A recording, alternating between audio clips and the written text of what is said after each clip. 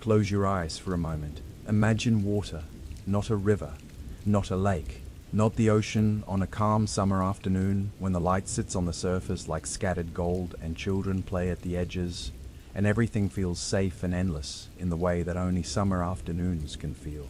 Imagine water that has no end, water that rises and does not stop, water that swallows trees, then hills, then the tops of the tallest mountains you have ever seen. Water that turns the entire world, every road you have ever walked, every field you have ever crossed, every city ever built by human hands, into a single, featureless, grey and endless sea. Now imagine that you are the only one left.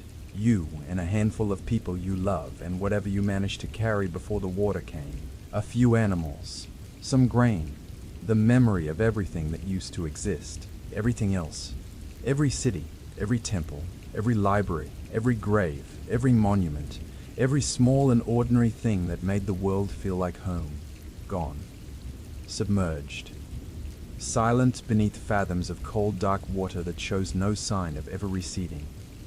You float, you wait, you try not to think about what is beneath you. Now here is the question that has haunted scholars, scientists, theologians, archaeologists, and ordinary curious people for as long as human beings have been asking questions about anything. Why does every human civilization on Earth remember this moment? Not a similar moment, not a vaguely comparable disaster that different cultures interpreted in loosely parallel ways. The same moment, the same catastrophic water, the same impossible survival, the same warning that came before. The same new world built on the other side of the flood.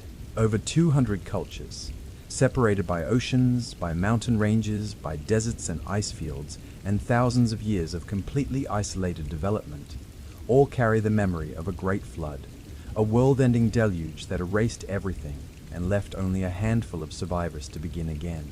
The Sumerians pressed it into wet clay 5,000 years ago in the oldest writing human hands ever produced.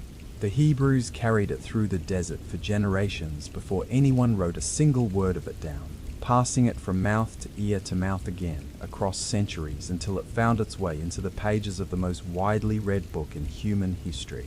The Greeks told it around fires in the hills above the Aegean, weaving it into the fabric of their mythology so thoroughly that it became inseparable from their understanding of what the world was and how it came to be. The Hindus embedded it in their oldest sacred texts, texts so ancient that their true age is still debated by scholars who cannot quite agree on where recorded history ends and something older begins. The Aztecs carved it into stone calendars that tracked not just the passage of days, but the rise and fall of entire ages of the world, each one ending in a different catastrophe, one of them water.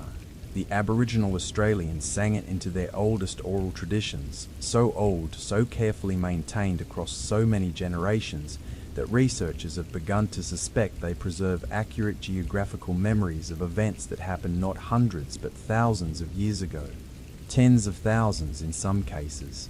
The Norse, the Chinese, the Mayans, the peoples of Polynesia spreading across the largest ocean on Earth, the tribes of sub-Saharan Africa, the indigenous nations of the Pacific Northwest coast of North America, the Inca, high in the mountains of South America, the ancient peoples of the Persian Gulf and the Indus Valley and the Yellow River Basin. All of them, every single one, the same story. A flood that ended the world as it was, a warning that came before, sometimes heeded, sometimes ignored, sometimes arriving in the form of a dream or a divine whisper or a fish that spoke. A survivor who was chosen, not randomly, not arbitrarily, but because something about them was worth preserving. A vessel that carried life through the darkness and the water. And a world that began again, fragile and new and carrying the weight of everything that came before on the other side of the flood. 200 versions, one story. And that is not a coincidence. That is something else entirely. Tonight, we are going to go looking for what that something else is. We are going to travel through the oldest stories humanity has ever told. Stories pressed into clay, carved into stone, painted onto bark.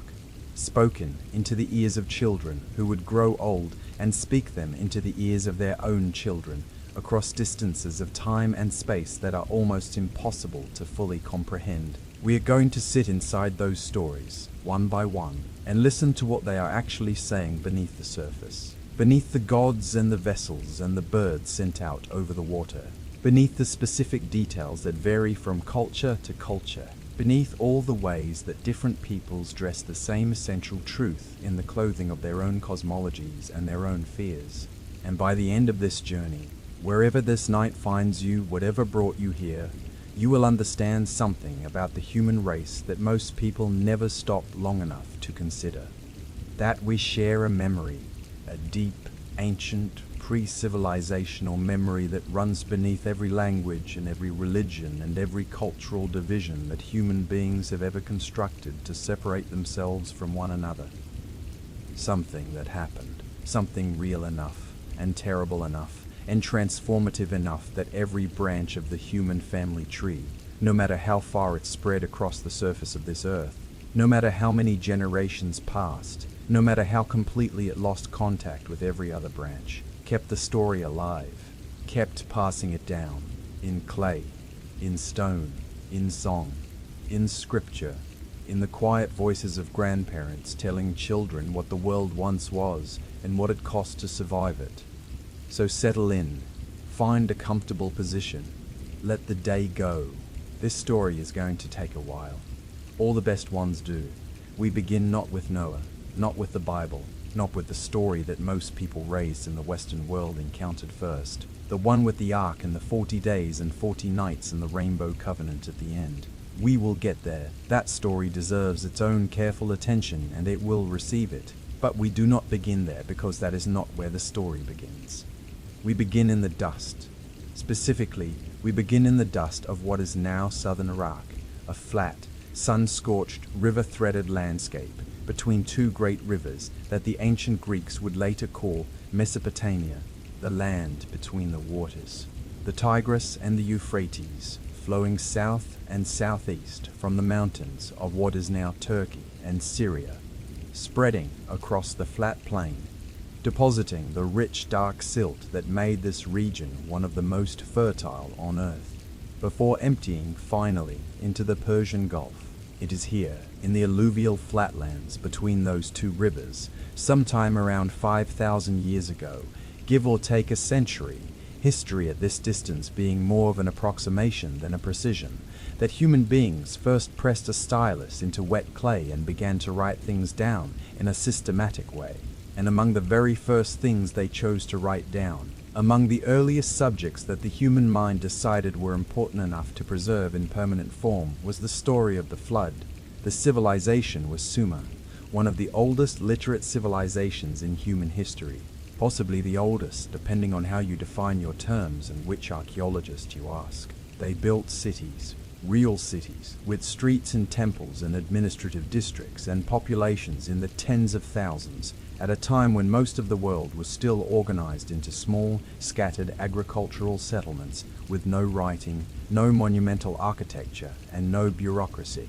They invented mathematics complex enough to track astronomical cycles and calculate the areas of irregular fields. They developed one of the earliest legal codes, setting down in clay the rules by which their society would govern itself. They created literature, real literature, with character and narrative and emotional depth, thousands of years before Homer put a single word of the Iliad together. And they remembered the flood. The Sumerian flood story is preserved in what scholars call the Eridu Genesis, named after Eridu, the ancient city that the Sumerians themselves believed to be the first city ever built, the place where civilization began, the point at which the gods brought kingship down from heaven and gave it to humanity as a gift and a responsibility. The text of the Eridu Genesis is incomplete. The clay tablets on which it was written have been broken and scattered across thousands of years and thousands of miles. What archaeologists have recovered is fragmentary, tantalizing sections separated by gaps where the clay crumbled, or was lost, or was never found. But what remains is remarkable enough.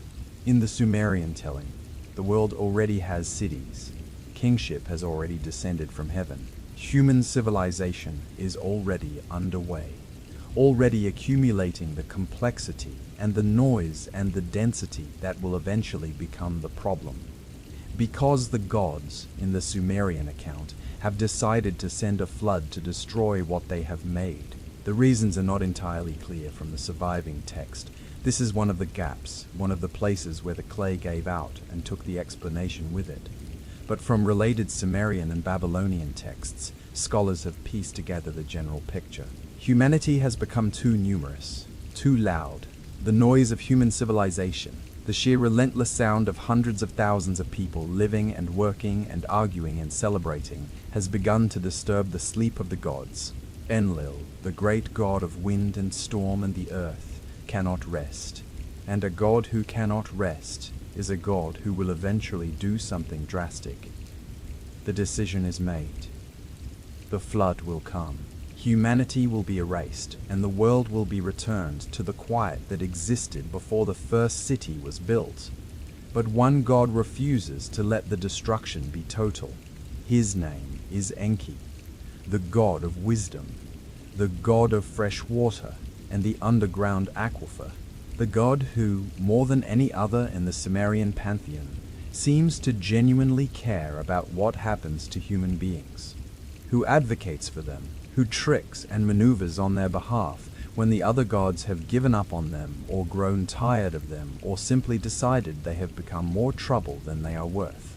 Enki chooses a man, a righteous man, a God-fearing man who has lived his life in the way a person is supposed to live it, with reverence and humility and attention to the sacred duties that bind the human and the divine together.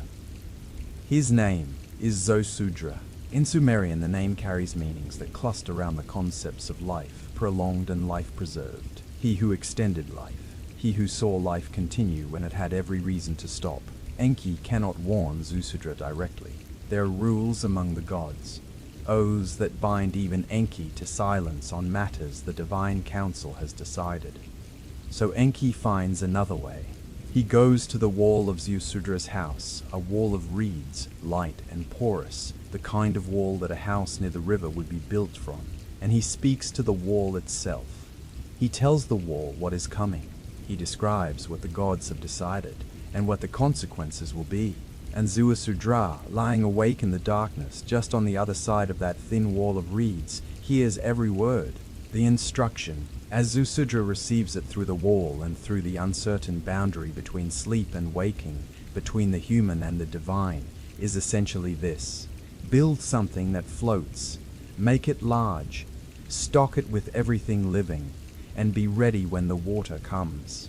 The flood, when it arrives in the Sumerian account, is described with a power that the fragmentary nature of the text cannot entirely diminish. It lasts 7 days and 7 nights. The language used to describe it reaches for the largest possible scale. The storm, the darkness, the wind, the violence of water that has decided to reclaim every inch of ground that civilization ever claimed from it. When the 7th day comes and the flood subsides and the storm quiets and the world stops being water long enough to be looked at again, Zoosudra opens a window in his vessel. Light comes in, the sun comes in, and Zoosudra, who has been sealed in darkness for 7 days with everything worth saving, prostrates himself before the sun god Utu and weeps. He makes offerings, he burns incense, he performs the sacred rituals that acknowledge the power of the gods and the gratitude of the survivor, and the gods respond. En, the sky god, and Enlil, the storm god, the very god who ordered the destruction, together grant Zoosudra something that no human being had ever received before, and almost none would receive again: eternal life. He is taken to a place called Dilmun, a paradise, an island somewhere beyond the edges of the known world, beyond the mountains, beyond the sea, in a direction that the Sumerian geographical imagination could point toward, but never quite reach. And there he lives forever, as a monument, as a reminder, as the human being who stood at the hinge point between the world that was and the world that came after. Hold that story in your mind for a moment. Let it sit. because in a moment we are going to lay another story directly beside it, and the comparison is going to tell us something important. There is a story that begins with a king who was afraid to die. That is not an unusual beginning. Kings have always been afraid to die. Power tends to sharpen the awareness of mortality rather than dull it. The more a person has, the more they stand to lose. And no king in the history of the world has ever possessed more than the one who ruled the city of Uruk sometime in the 3rd millennium before the Common Era.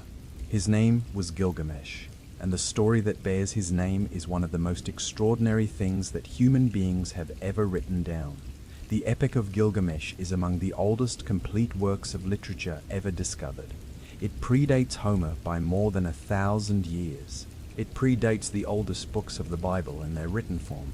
It was being told, first in oral tradition, then pressed into clay in the Sumerian and Akkadian languages, at a time when the civilizations that would eventually produce the Greeks and the Romans and the modern Western world were still centuries or millennia away from existing. And yet it reads, in translation, with a startling and immediate humanity. The emotions it contains are not ancient in any way that makes them feel distant or foreign.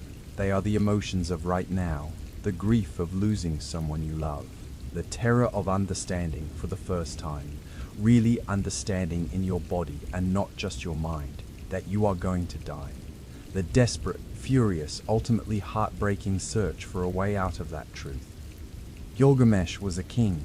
The texts describe him as part god and part man, 2/3 divine and 1/3 human, which is a mathematical impossibility that the ancient mind apparently found entirely acceptable, as a way of expressing the idea that he was more than ordinary without being entirely beyond the reach of human suffering. He was strong, extraordinarily so. He was beautiful. He was a builder. The walls of Uruk which he constructed are described in the epic with a pride that suggests they were genuinely remarkable, a monument to what human ambition and organization could achieve when properly directed.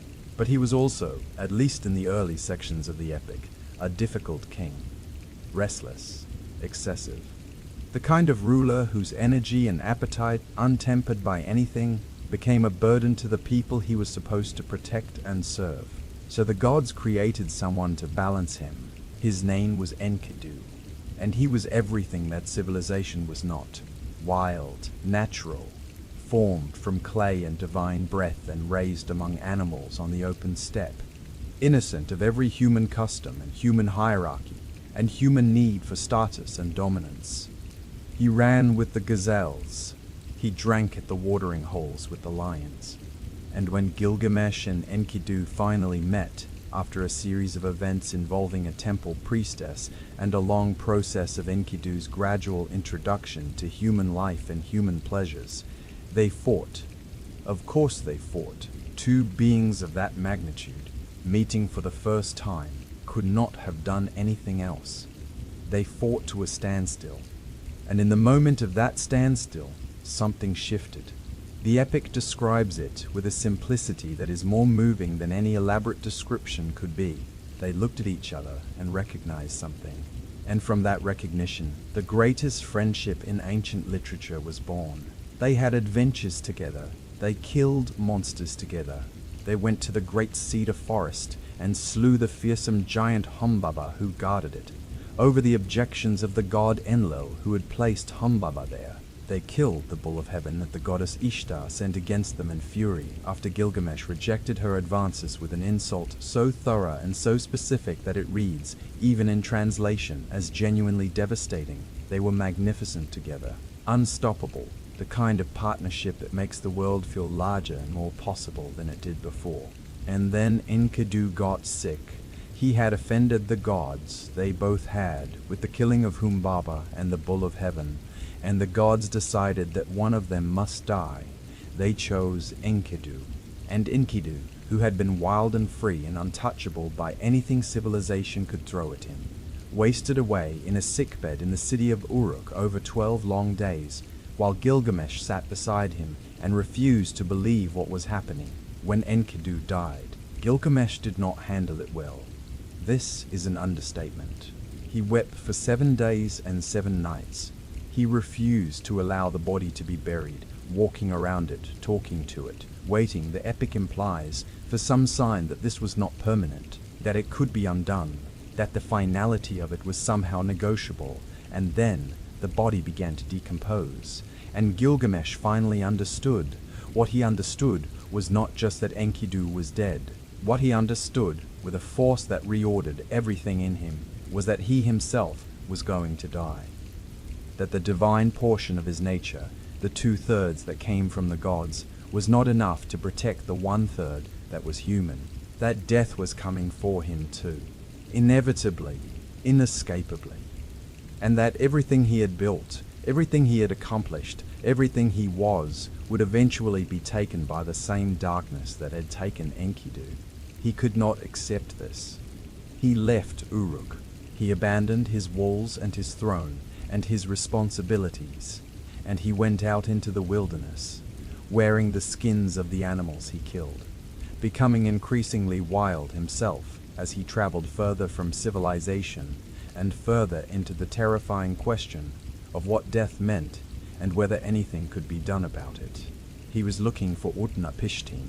The name Utnapishtim means, in the Akkadian language, he who found life, or more precisely, he who has found eternal life, because Utnapishtim was the one human being, the only one in all of history, who had been granted immortality by the gods. He was the flood survivor. Getting to Utnapishtim was not simple. Nothing in Gilgamesh's journey was simple.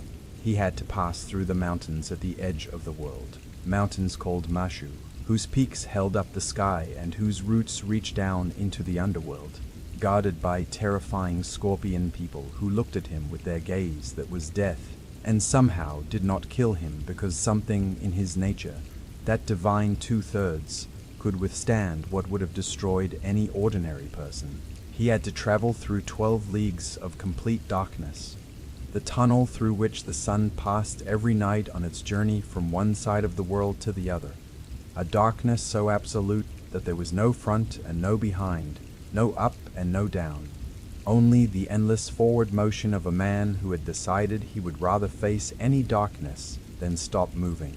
He came out on the other side into a garden of precious stones, trees bearing fruit of carnelian and lapis lazuli, vines hung with gems, a place so beautiful it sat at the exact boundary between the world of the living and something else entirely.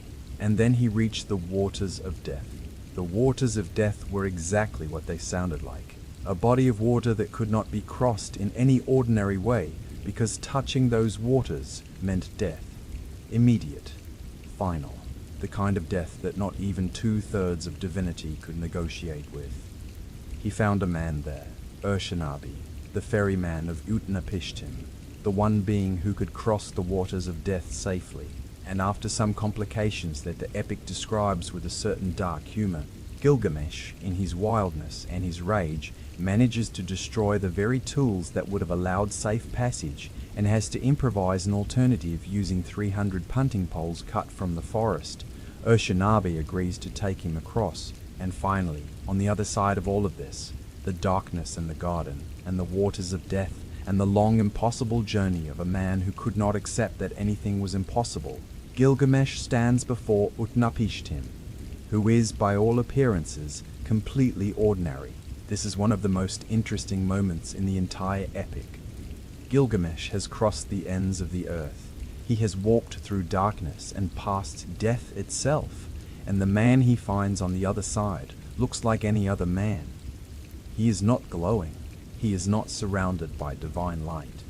He is not visibly different from anyone Gilgamesh might have passed on a street in Uruk on an ordinary afternoon. And Utnapishtim, looking at the ragged, wild-eyed, grief-destroyed king standing before him, asks the question that cuts to the heart of everything. Why do you wander? Why do you exhaust yourself? What are you looking for? Gilgamesh tells him. He tells him about Enkidu. He tells him about the friendship and the loss and the terror that came after. He tells him that he cannot bear the thought of his own death, and that he has come here to the edge of the world to find a way around it. He asks Utnapishtim how he became immortal. He asks if the same thing is possible for him. And Utnapishtim, sitting in his paradise at the mouth of the rivers, decides to answer. He tells Gilgamesh a story. He tells him the story of the flood. In Utnapishtim's telling, the gods have assembled in council, the great gods. Anu the sky father, Enlil the storm god, Ninurta the god of floods, and Yugi the god of canals, have made a decision. They are going to destroy humanity with a flood. They have sworn an oath of secrecy. Not one of them is to warn the humans of what is coming. But Ea, the Babylonian name for Enki, the god of wisdom, the god who can never quite bring himself to abandon the humans he helped create, finds a way around the oath. He goes to the wall. Specifically, he goes to the wall of reeds that forms Utnapishtim's house, the thin, permeable boundary between inside and outside, between the human and the divine. And he speaks not to Utnapishtim, but to the wall itself.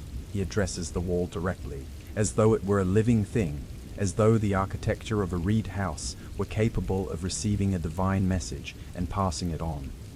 Wall of reed, he says, wall of reed, listen. Man of Sharupak, son of Ubatutu, tear down your house, build a boat, leave behind your possessions, seek life, bring into the boat the seed of all living things. The instruction is delivered to the wall. The wall, being a wall, does not respond, but Utnapishtim is there, on the other side, listening through the thin membrane of woven reeds to a god who has found the only way to save one man without technically breaking the oath he swore to the council. Tear down the house. Build the boat. The specifications that follow in the epic are extraordinarily precise. The vessel must be a perfect cube, its length and width and height all equal, each dimension measuring 60 times 60 units of measurement, making it a perfect geometric form of enormous size. It must have 6 decks, divided internally into 9 compartments each. Its exterior must be sealed completely with pitch tar, applied in a specific quantity that the text records as a precise measurement. The interior must be waterproofed as well. It must have a roof. Utnapishtim follows these instructions. He tells the people of his city that he is building the boat because Enlil has grown angry with him, and he can no longer live in the city. He must go to the sea, to the realm of Ea. The lie, if it is a lie, is a practical one. The people help him build. They slaughter oxen for the workers. They drink wine like water from a river, the epic says, a detail so human and so specific that it lands differently than all the mythological grandeur surrounding it. There were workers, and they were thirsty, and they drank. The boat is built. Utnapishtim loads it. He loads silver and gold. He loads the seed of all living creatures, all living things. He loads his family and his kin. He loads the craftsmen who built the boat with him, so that their skills will survive into the new world. He loads the animals of the field and the wild creatures, and then the weather changes. The storm comes in the evening. It comes with such sudden violence that even Utnapishtim, who has been warned, who has built his vessel and loaded it and sealed it with his own hands, is frightened. He seals himself inside. He hands the great house to the ferryman Puzuramori. He watches his palace descend into the water. What follows in the epic is one of the most dramatic passages in all of ancient literature. The storm god Adad thunders through the clouds. The god Shulat and the god Hanish go before him as heralds. The gods of the underworld raise their torches, setting the land ablaze with their light. Adad turns the daylight to darkness. He shatters the land like a pot. Even the gods are terrified. This is crucial. This is one of the details that makes the Gilgamesh flood account feel different from a simple morality tale about punishment and reward. The gods who ordered the flood, who sat in their divine council and decided with apparent calm that humanity should be erased, are now cowering. They crouch against the walls of heaven. They press together like frightened dogs. They are overwhelmed by what they have set in motion. the goddess Ishtar, the great goddess, the goddess of love and war, perhaps the most powerful female deity in the Babylonian pantheon, screams. She screams like a woman in labor. She screams because she is watching the destruction of the people she helped create, the people she helped bring into being, and the destruction is worse than anything she imagined when she agreed to it in the council chamber. She lifts her great jewels, the lapis lazuli necklace that the god Anu himself placed around her neck when she was newly made, and she holds them up, and she makes a vow. She says she will never forget what has happened here.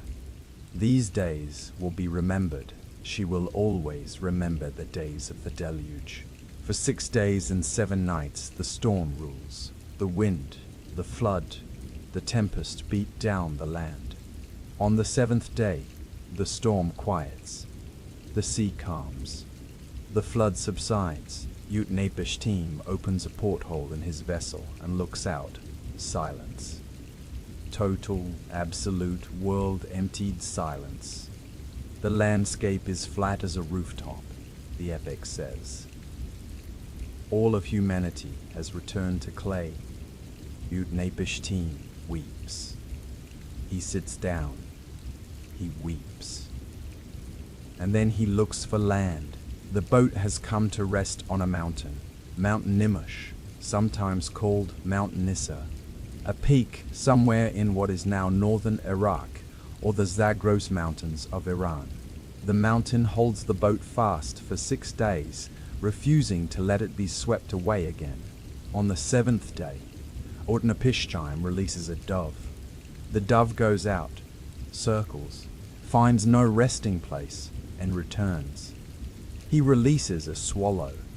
The swallow goes out, circles, finds no resting place, and returns. He releases a raven. The raven goes out. It sees that the waters have receded. It eats. It scratches around in the mud. It circles and crows and does not return. Utnapishtim opens the vessel.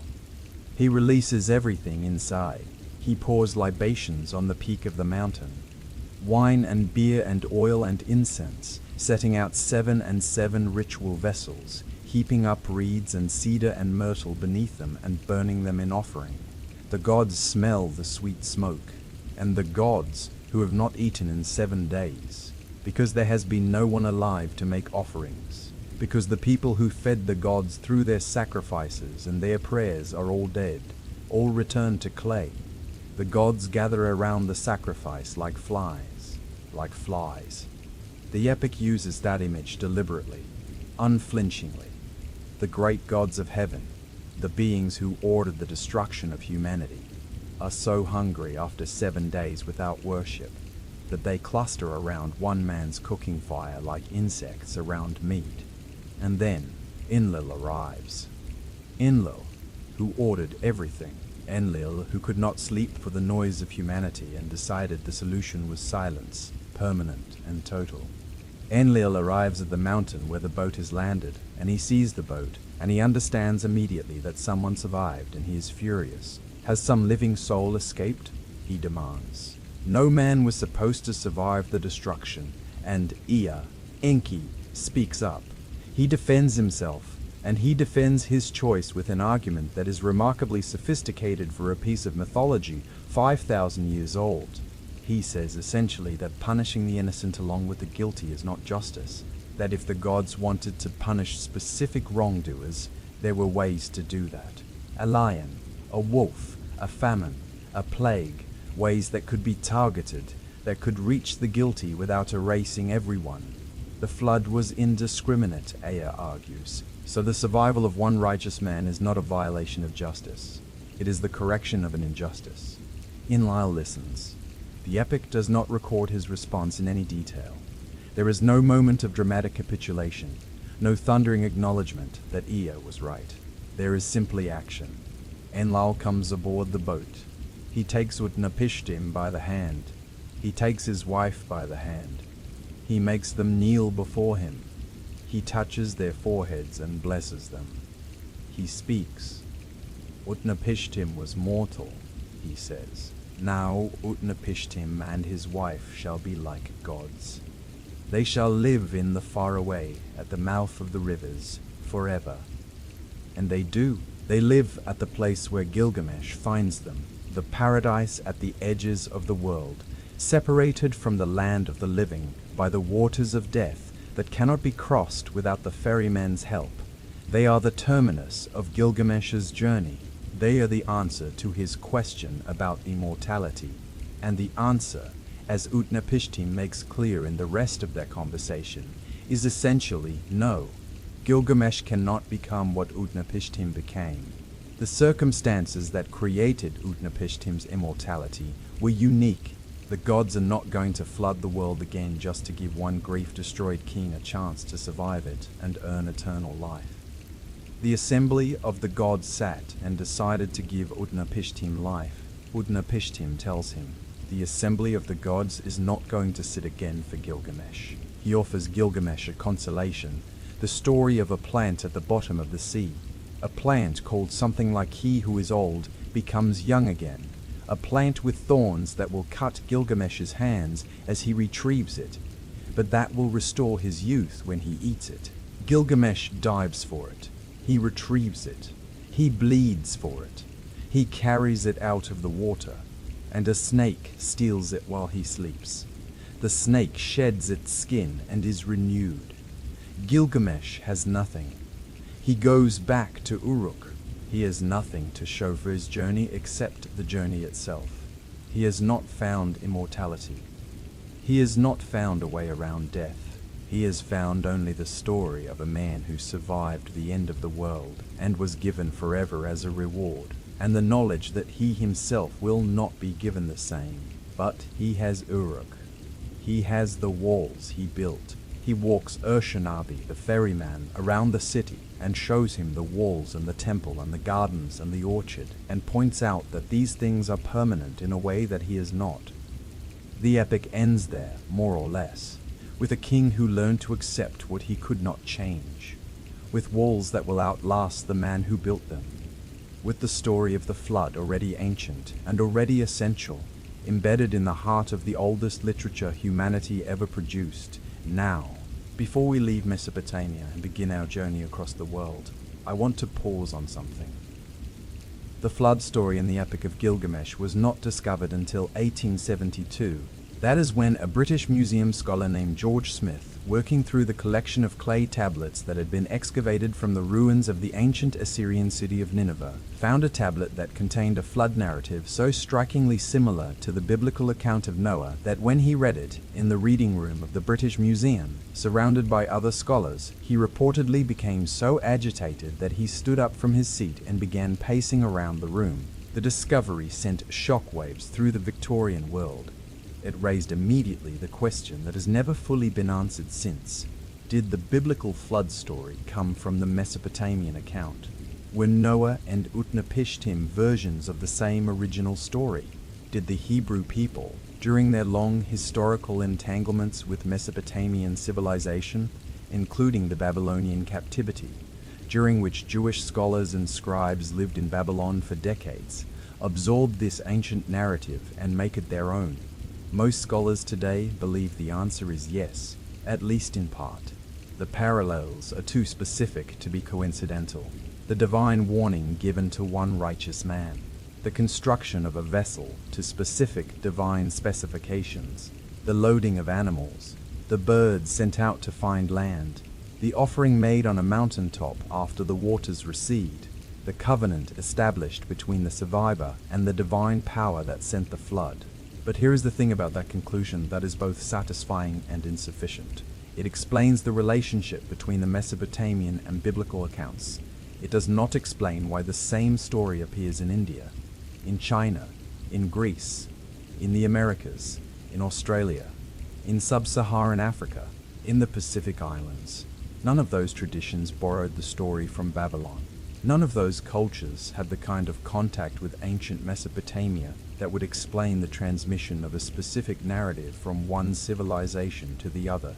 And yet, the story is there, in all of them, which means the relationship between Gilgamesh and Noah, as interesting and as historically significant as it is only the very first layer of the question we are actually trying to answer.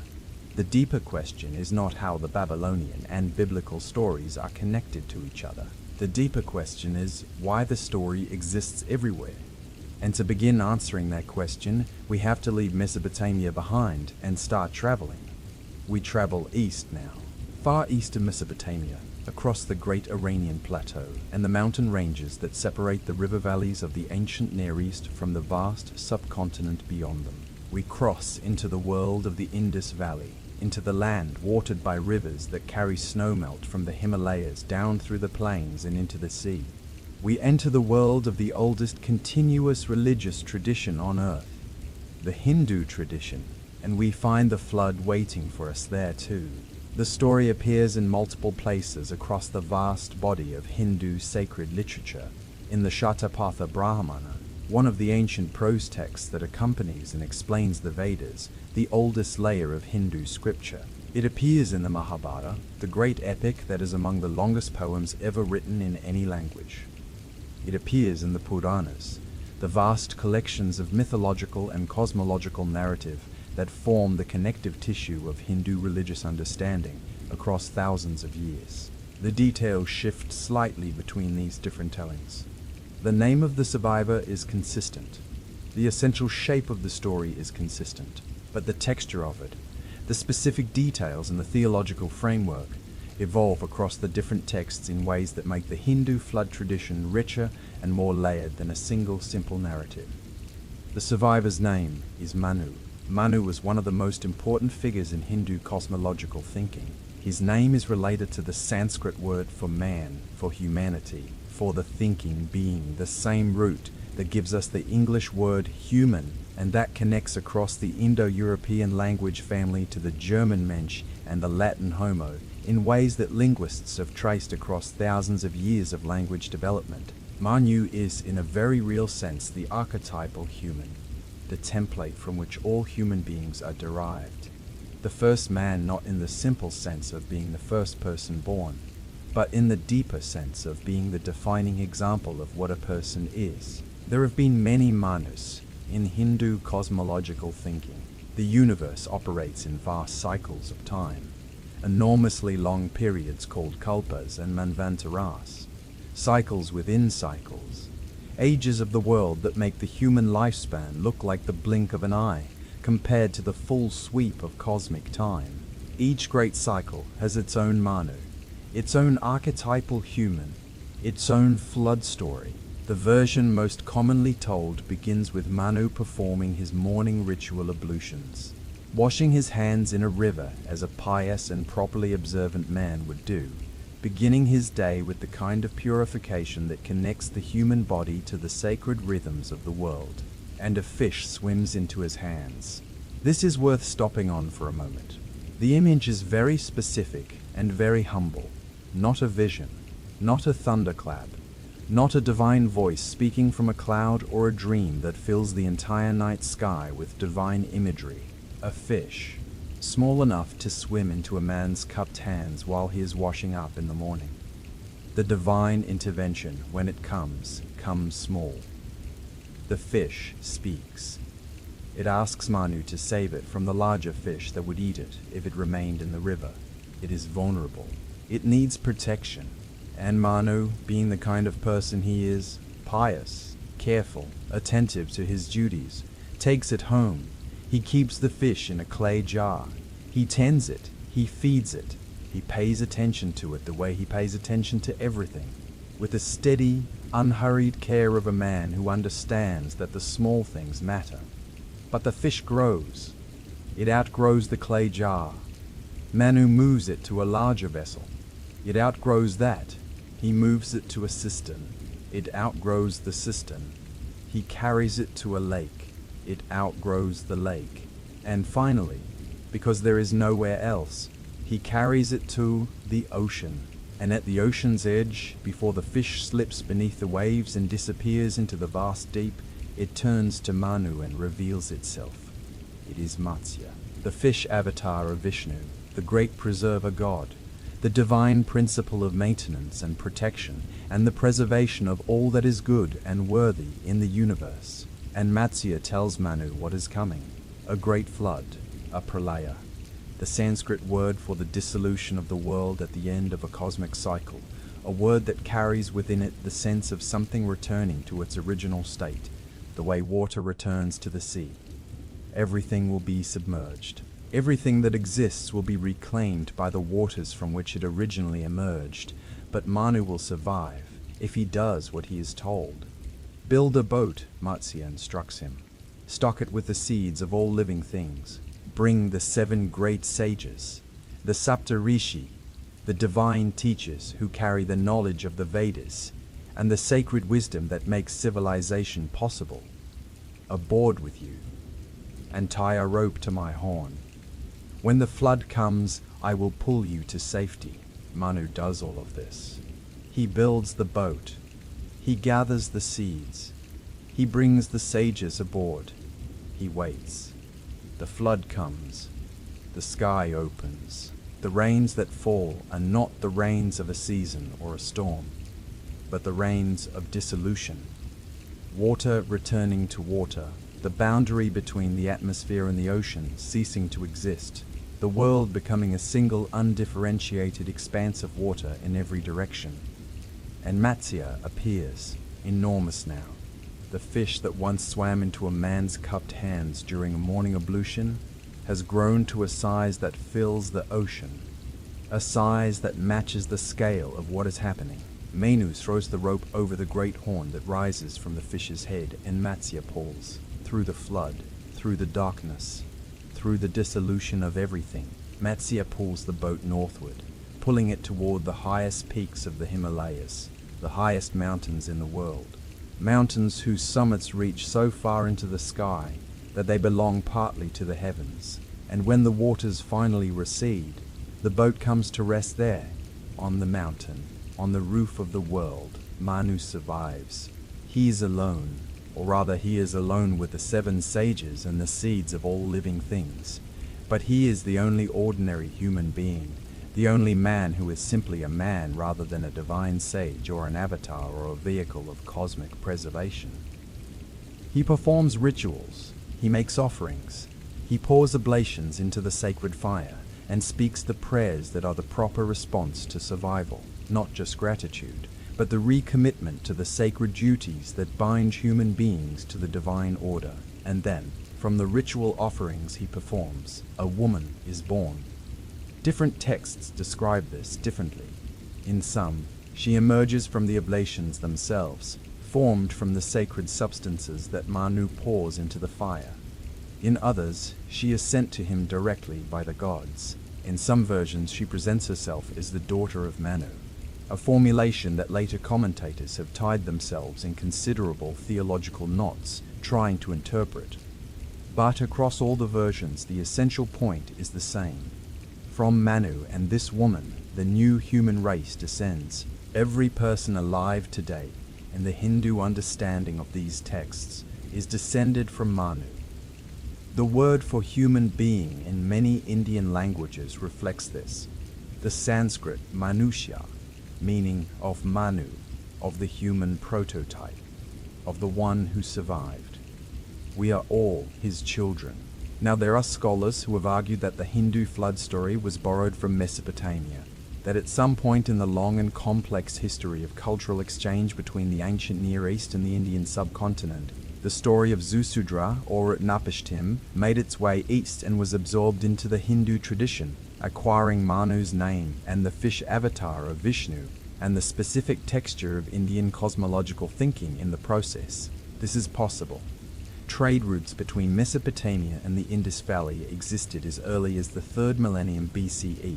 The great urban civilizations of Mohenjo-Daro and Harappa were trading partners with Sumerian cities, and it is entirely plausible that stories as well as goods traveled along those routes. But it is not the whole picture, because the Hindu flood tradition has features that are not present in the Mesopotamian accounts, and that cannot easily be explained as simple borrowing.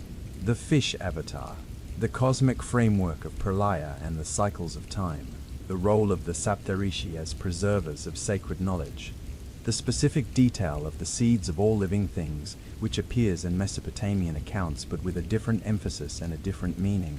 The Hindu flood story feels like something that grew from its own soil, nourished perhaps by contact with other traditions, but rooted in something distinctly its own. Something that the Indian religious imagination needed to say about the nature of time and preservation, and the relationship between the divine and the human, and found the flood to be the perfect vehicle for saying. Now further east still, past the mountain ranges that form the roof of Asia, down through the river valleys of what is now central and eastern China, into the civilization that developed along the banks of the Yellow River, the Huanghe, one of the great cradles of human culture. Chinese flood mythology is ancient, extensive, and almost entirely unknown in the Western world outside of academic circles. This is a significant gap, because the Chinese flood tradition is not just a story about water. It is a story about something far more interesting, about what human beings do when catastrophe arrives, about the difference between surviving and enduring, about work as the fundamental human response to disaster. The central figure in Chinese flood mythology is not a single person, but a pair, a father and a son, Gun and Yu, and their story spans generations and contains within it an argument about the nature of human agency and divine authority that feels remarkably modern for a myth of this antiquity. Gun is the father. He is a figure of considerable ambition and considerable tragedy, a man who identified a problem, attempted a solution, and failed catastrophically, not because his intentions were wrong, but because his methods violated something fundamental about the order of things. The problem was the flood. In Chinese flood mythology, the flood did not come as a punishment, and it did not come with a warning to one righteous man. It simply came. The waters rose, the rivers overflowed, the land was inundated. People fled to the hills and clung to whatever high ground remained, and the waters showed no sign of receding. Gun looked at this and decided that the answer was to dam it, to hold the water back with barriers strong enough to contain it, to reclaim the land by force, to impose human will on the indifferent violence of the water. This was not in itself a bad idea, but the only substance powerful enough to dam an infinite flood was a magical substance called the Shirang, the self-replenishing soil of heaven, a divine material that grew by itself, that expanded whenever it was placed somewhere, that could dam any water because it could always produce more of itself, an infinite barrier against an infinite flood. The Xirang belonged to the supreme god, the Jade Emperor. It was not something that a human being could simply request and receive. The divine order had its own pace, its own deliberation, its own timeline for addressing the flood, and Gun, looking at the suffering of the people, looking at the rising water, looking at the gap between the urgency of the problem and the slowness of divine response, decided he could not wait. He stole the Zirang.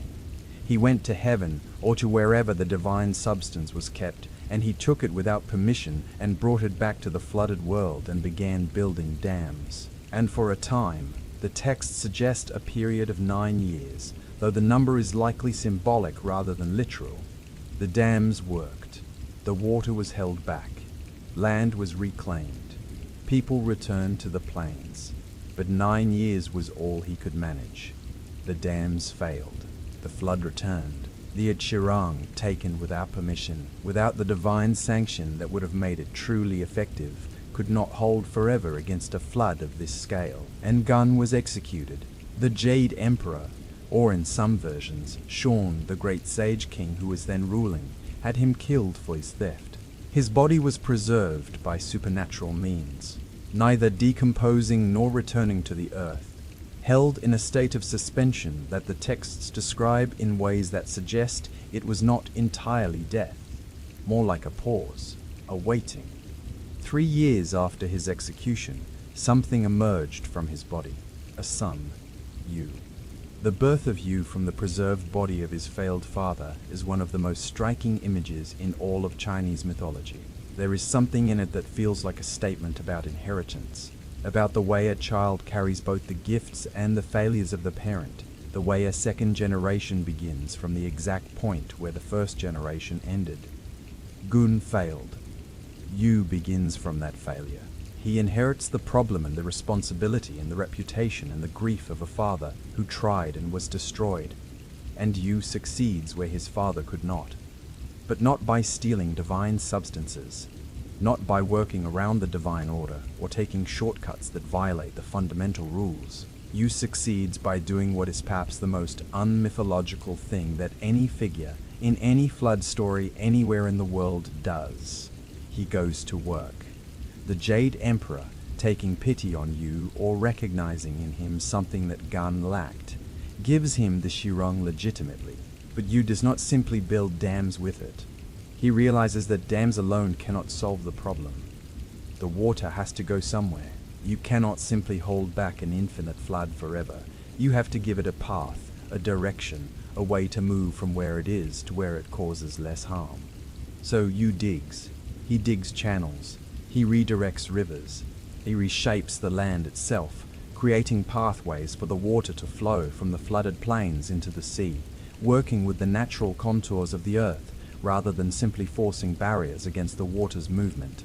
He travels across the entire length and breadth of what is now China, inspecting every river and every valley and every mountain pass, understanding the hydrology of the land with a thoroughness and a precision that the texts attribute to divine assistance, but that reads in its practical detail as the work of an extraordinarily intelligent and extraordinarily determined engineer. He works for 13 years. 13 years of walking through mud and wading through rivers and climbing mountains to look at the lay of the land and descending into valleys to dig the channels that would carry the water away. His body changes. His hands grow calloused and rough from digging. His legs, from years of wading, wither. He develops a distinctive gait that the texts describe carefully, a kind of shuffle or limp caused by the muscular changes that come from spending years with your legs submerged in water and mud. He becomes, physically, a different person from the man who started. The work marks him. And the detail that the texts always include, the detail that is clearly meant to convey the absolute totality of his commitment to this work, is this. He passes his own home 3 times in 13 years of walking across the country. His path takes him within sight of his own house. He can hear, on at least one occasion, the sound of his own child crying inside, a newborn child or a young child crying in the house that Yu has not entered for years. And he does not stop. He does not go in. He does not allow the pull of family and home and the ordinary life that is waiting for him inside that door to slow him down for a single moment. The work is too important. This is the emotional heart of the Chinese flood story, not the drama of the flood itself, not the terror of the rising water, not the miracle of divine intervention. The human choice to keep walking past your own front door because the work is not yet done. 3 times. When the flood is finally tamed, when the channels are dug and the rivers redirected and the water finds its path to the sea and the land emerges again, fertile and rich with the silt that the flood deposited as it receded, Yu becomes the founder of the first Chinese dynasty, the Xia, the beginning of Chinese civilization as a unified, coherent, historically continuous thing. He is not rewarded with immortality. He does not get to live forever at the edge of the world in a paradise, separated from the living by impossible waters. He becomes a king. He rules. He dies, eventually, as kings do. But the civilization he founded continues. That is his immortality, not an eternal body, but an enduring work. Not escape from death, but the creation of something that outlasts the individual life. A civilization, a culture, a way of organizing human existence along the banks of rivers that he himself tamed and shaped and made into the arteries of a living world. The Chinese flood story is fundamentally different in its emotional register from the Mesopotamian and Hindu accounts. There is no chosen righteous individual singled out for divine favor. There is no vessel that rides above the destruction while everyone else drowns. There is no covenant made at the end between the survivor and the divine power that sent the flood. There is only work. Sustained, total, self-sacrificing work. The refusal to stop until the problem is solved. the understanding that some floods cannot be ridden out, they have to be drained, and the conviction that human beings, when they commit completely to the work, can reshape even the natural world. The Greeks, as they did with most things, had multiple versions of the flood story. They had a talent for holding multiple contradictory accounts of the same events simultaneously, without feeling any particular need to resolve the contradictions, as though the multiplicity of stories was itself a kind of truth, a way of acknowledging that a story important enough to be told that many times was probably too large to be contained in any single version. But the most complete, the most widely known, and in many ways the most emotionally resonant of the Greek flood accounts is the story of Deucalion. Deucalion was the son of Prometheus. This lineage is important. Prometheus is one of the most significant figures in all of Greek mythology, the Titan who looked at humanity shivering in the darkness without fire and decided that this was wrong, that fire was something human beings needed and deserved, and that the fact that the gods had not seen fit to give it to them was a problem that he personally was going to solve, regardless of the consequences. He stole fire from the gods. He brought it down from Olympus in a hollow fennel stalk and gave it to humanity, and the consequences were catastrophic for him personally. Zeus chained him to a rock and had an eagle eat his liver every day, the liver regenerating overnight so the punishment could be repeated forever. But the gift he gave to humanity was permanent. We kept the fire.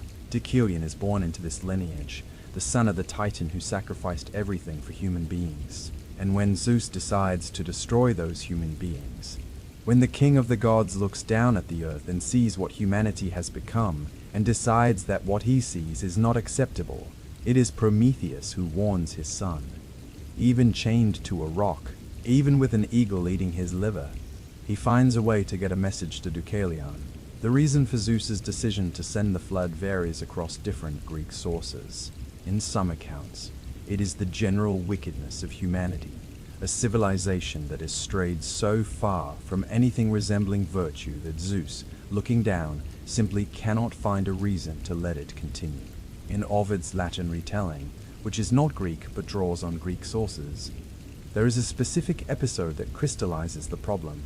Zeus, traveling in disguise through the lands of a king named Lycaon, reveals his divine identity, and Lycaon responds by trying to kill him and then serving him a meal made from the flesh of a murdered prisoner, testing whether a god can really tell the difference.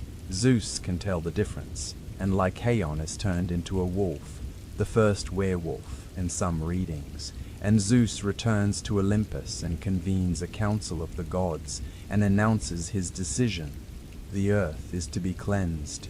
The flood will come. Prometheus hears of this, and Prometheus, who is chained to a rock and cannot act directly, who has already paid such an enormous price for his love of humanity, finds a way to act indirectly. He warns Deucalion. The warning reaches Deucalion in time. He and his wife, Pyrrha, the daughter of Epimetheus, Prometheus's brother, and Pandora, whose famous box or jar contains all the troubles of the world, build a chest. The Greek word used in some accounts is larnax, which can mean chest or ark or box, a container, something sealed against the water. In some versions it is described as more like a large chest of wood sealed with pitch. In others, it grows into something closer to a proper vessel. Deucalion and Pyrrha seal themselves inside. They take provisions. They wait. The rains come for 9 days and 9 nights. The Greek version, like the Mesopotamian, assigns a specific duration to the flood, and the number 9 here carries the symbolic weight it always carries in Greek thought, 3 times 3, the complete number multiplied by itself. The waters rise, the plains flood, the hills flood, the mountains, all but the very highest, are submerged. The chest floats. When the waters recede, the chest comes to rest on a mountain. Different Greek sources assign different mountains to this role. Some say Parnassus, the great mountain above Delphi, the center of the world in Greek religious geography, the place where the oracle sat and spoke the words of Apollo. Others say Othrys, the mountain of the Titans, Others still name different peaks. The geography of survival is, in the Greek tradition, a matter of some interpretive flexibility. Deucalion and Pyrrha emerge. They stand on a mountain in a world that is silent and empty and wet. The plains below them are muddy and barren. There are no people anywhere. There are no animals visible. There is no sound except the water still draining away across the landscape, finding its channels, returning to the rivers and the sea. They are completely alone. Deucalion, according to most accounts, is a righteous man, a just and pious person who has lived his life in accordance with the values that Greek civilization considered fundamental. He is not a hero in the martial sense. He has not slain monsters or navigated impossible seas or descended into the underworld and returned. He is simply a good man, the kind of man that a society needs more of and almost never has enough of. And Pyrrha is a good woman, careful, devout.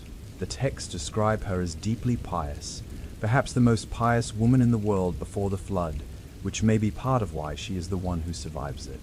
They make offerings. They go to the temple of Themis, the goddess of divine law and natural order, who in some accounts had been warning them all along that something like this was coming.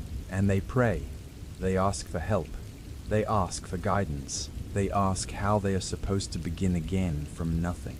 And Themis, or the oracle of Themis, or the spirit of the sacred place, gives them an answer that is, by any measure, one of the strangest instructions in all of world mythology. Veil your heads, the oracle tells them. Loosen your garments, and throw the bones of your mother behind you as you walk. Deucalion and Pyrrha are troubled by this. The command to throw bones, the remains of a body, is troubling not just practically but religiously. In Greek culture, the proper treatment of the dead was a sacred obligation. The idea of throwing bones over your shoulder as you walk feels like a violation of something important. But Deucalion thinks about it. He turns the instruction over in his mind, the way a careful and intelligent person turns a difficult problem over, looking at it from different angles. And he finds the interpretation. Their mother is Gaia, the earth, the great mother of all living things, the original body from which everything emerged. And her bones are stones, the rocks that make up the ground beneath their feet, the geological skeleton of the world, the hard and permanent substance beneath the soil. They are being told to throw stones. They veil their heads. They loosen their garments. They begin to walk, and as they walk they pick up stones from the ground and throw them over their shoulders. They do not look back to see what happens. The stones thrown by Deucalion become men. The stones thrown by Pyrrha become women. They rise from the earth. They stand up from where the stones landed. They brush the dirt from themselves and look around at the world they have been thrown into and begin the process of becoming human. This image, the new humanity literally made of stone, thrown from the hands of the survivors, assembled from the geological bones of the earth itself, is one of the most haunting in all of Greek mythology. It suggests something profound about the Greek understanding of what human beings are. Not soft and fragile creatures of flesh and breath only, but something harder, something made from the bones of the world, something that endures because it is, at some fundamental level, made of the same substance as the rock that outlasts everything. The new people are, the texts note, hard-working and enduring, suited to labor, not delicate, the myth explains, in the way that origin myths always explain why people are the way they are, why human beings are willing to work, why we endure difficulty, why we can be beaten down and still get back up. Because we are made of stone. There is another detail in some versions of the Greek flood story that is worth noting. Deucalion and Pyrrha also have children in the conventional biological sense, children born from their own bodies in the years after the flood, as the new humanity they created from stones begins to populate the world around them. Their son Helen gives his name to the Greek people, the Hellenes, all descended from the son of the flood survivor. Their other sons and daughters become the ancestors of the various Greek tribes, the Dorians and the Ionians and the Aeolians, each named for a different child of Deucalion. The Greek flood story is, among other things, an origin story for Greekness itself, an explanation of where the people came from, a way of grounding identity in something ancient and survived and profoundly human. We cross the ocean now, the vast, cold blue expanse of the Atlantic, and then the Pacific, the largest body of water on Earth, wide enough to swallow every continent and still have room left over. We cross it and we arrive in the Americas, in the two great continents that the Old World did not know existed, and that the New World assumed must be empty until it discovered they were not. The indigenous peoples of the Americas, hundreds of distinct nations and language groups and cultural traditions, spread across two enormous continents, from the Arctic tundra to the tip of Tierra del Fuego, are not a single people and do not have a single story. What they have is a vast multiplicity of stories, each rooted in its own specific landscape and language and cosmological framework. And across that vast multiplicity, the flood story appears again and again and again. The Mexica people, whom we commonly call the Aztecs, though they themselves preferred Mexica, had one of the most developed cosmological systems in the ancient world. Their understanding of time and creation was not linear, but cyclical, operating through great ages called suns, each one representing a different era of creation, each one ending in a different catastrophe. The first sun was destroyed by jaguars, the second by wind, the third by a rain of fire. The fourth, the son of water, was destroyed by a flood. In the Aztec account, the god Tlaloc, the rain god, the deity who controlled water in all its forms, rain, rivers, lakes, the sea, sent the waters down in an overwhelming flood that ended the fourth age of the world. The sky came down. The earth was submerged. Everything that had existed in the fourth sun was destroyed, but two people survived. Coxcox, sometimes called Tartar in certain versions, and his wife Xochiquetzal, or Nine. They were warned by Tezcatlipoca, the god of the smoking mirror, of the night sky, of sorcery and change, one of the most complex and ambiguous figures in the Aztec pantheon, a deity who could be both destroyer and protector, who worked in shadow and in transformation. He told them to hollow out a great log and seal themselves inside it, or in some versions, to make a raft of cypress wood. And when the flood came, they floated on it, a small pocket of survival in an infinite darkness of water. When the waters receded, Coxcox and Xochiquetzal landed on a mountain. They were hungry. They gathered fish and built a fire. But the smoke of their fire rose into the heavens and angered the gods who had not authorized them to cook. In punishment, the gods transformed them into dogs. From these two dog people, the new human race eventually descended, a detail that is troubling from certain interpretive angles and poignant from others, suggesting a new humanity that is at once humbled and domesticated, close to the gods but also distinctly lesser, useful and loyal, but no longer fully sovereign. The Aztec flood story is darker in its resolution than most. The survivors are punished even as they survive. The New World begins not in triumph or covenant, but in transformation and diminishment. And yet the flood itself, the inundation, the end of an age, the destruction that makes room for something new, is essential. The Aztecs understood the universe as operating through destruction and renewal. The suns ended so that better suns could begin. The flood was not simply a punishment, it was a mechanism of cosmic renewal built into the structure of time itself. The Maya left us one of the most extraordinary documents to survive from the ancient Americas, the Popol Vuh, the great mythological and historical text of the Quiche Maya, of what is now Guatemala. It was written down in the early colonial period by indigenous Maya scholars, preserving an alphabetic script, a tradition that had previously existed in hieroglyphic form, and before that in oral tradition stretching back further than anyone can precisely determine. The Popol Vuh opens with creation, with the gods deliberating in the darkness before anything existed, speaking the world into being, trying and failing and trying again to create beings worthy of existing in what they had made. The problem is not moral in the way the Mesopotamian or biblical accounts frame it. The problem is more fundamental. The gods need beings who can worship them, who can speak their names and keep their days and perform the ceremonies that sustain the divine order. And the beings they create, one after another, failed to do this. The first humans were made of mud. The mud people dissolved. They could not hold their shape. They could not speak properly. They were washed away, literally, when the rains came, because mud cannot withstand water. The second humans were made of wood. The wooden people were more durable. They could speak. They could walk around. They could reproduce and fill the world with their wooden children, but they had no souls. They had no memory. They could not honor their makers. They went through the motions of human life without understanding what the motions were for, and the gods sent a great flood to destroy them. Not just a flood, a catastrophe from multiple directions simultaneously, black resin falling from the sky, the animals turning against their former masters, the very tools and implements of human life rising up in rebellion.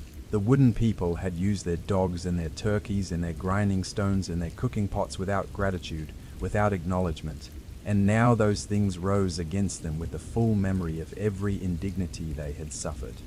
The wooden people fled. They climbed into trees, but the trees shook them off. They tried to enter houses, but the houses collapsed on them. They ran in every direction and found no safety anywhere. Some of them escaped into the forests and the mountains, and their descendants, the Maya believed, became the monkeys that live in the trees. A direct evolutionary link, presented mythologically, between failed humanity and a creature that looks almost human, but is not quite. From this destruction came the possibility of the third creation.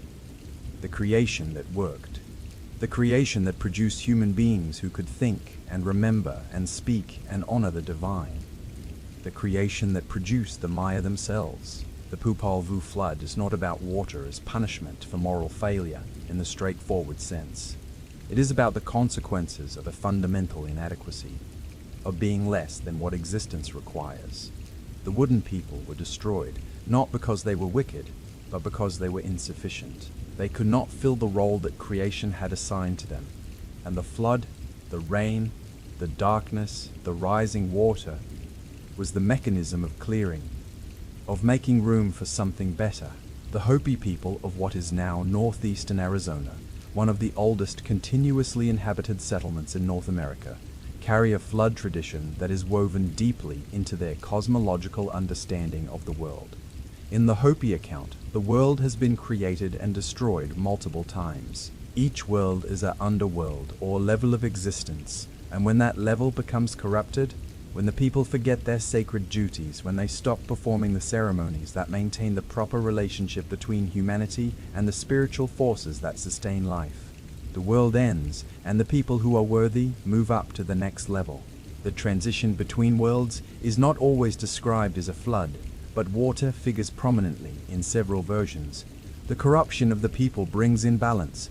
The rains fail, or the rains come in excess, or the oceans rise. The world becomes uninhabitable for those who have forgotten how to live in it properly.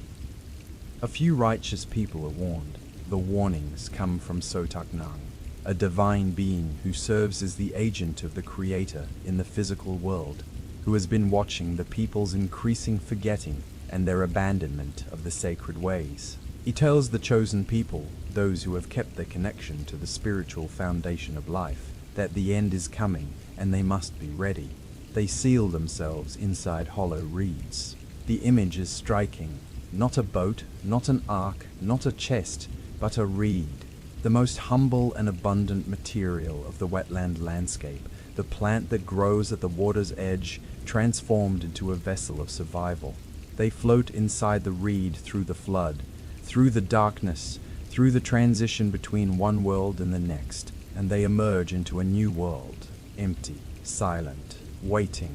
The Hopi emergence stories are always arrivals. The people do not simply survive a disaster, they move, they transition. They leave one level of existence and enter another, and the new world they enter is both literally and spiritually different from the one they left.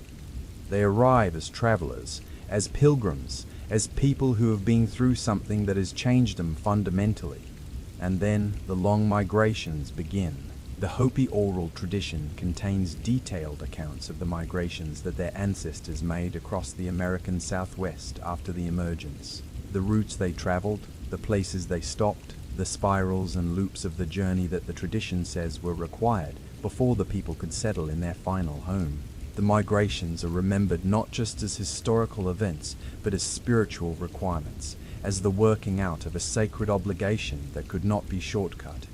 The flood is not the end of the Hopi story. It is the beginning of the journey that leads to home.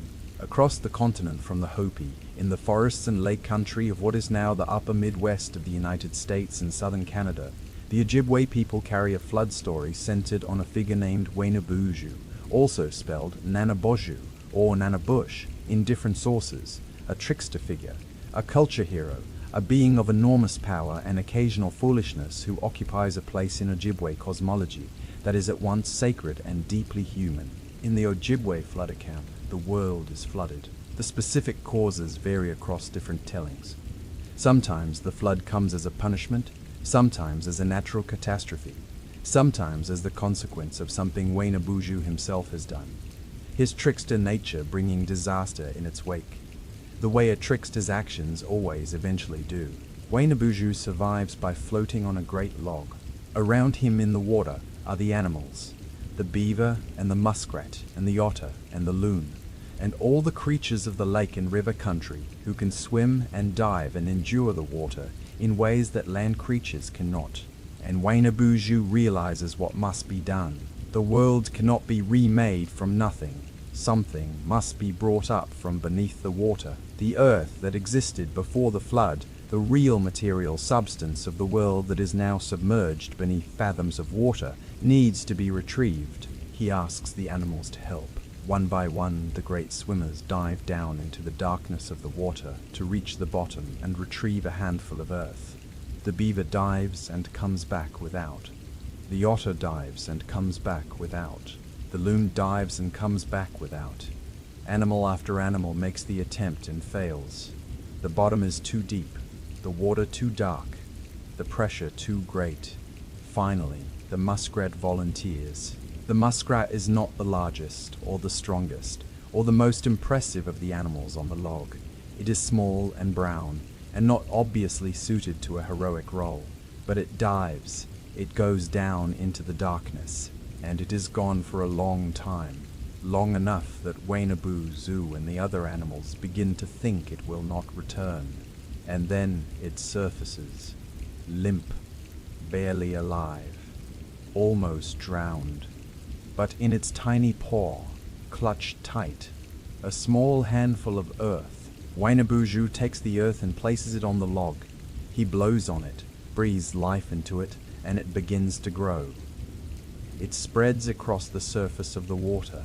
It expands and expands, the small handful of mud becoming a landmass, the landmass becoming a continent, the continent becoming the world. Turtle Island, in many indigenous North American traditions, is what the world is called. The land that grew on the back of a turtle from a handful of mud retrieved from the bottom of the flood.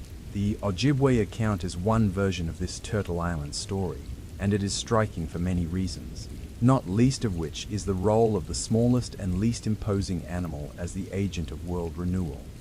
It is the muskrat, not the eagle, not the bear, not the wolf, the muskrat. High in the Andes Mountains of South America, in the civilization that built Machu Picchu and Sacsayhuaman, and the great network of roads that connected the largest empire in the pre-Columbian Americas, the Inca also remembered the flood.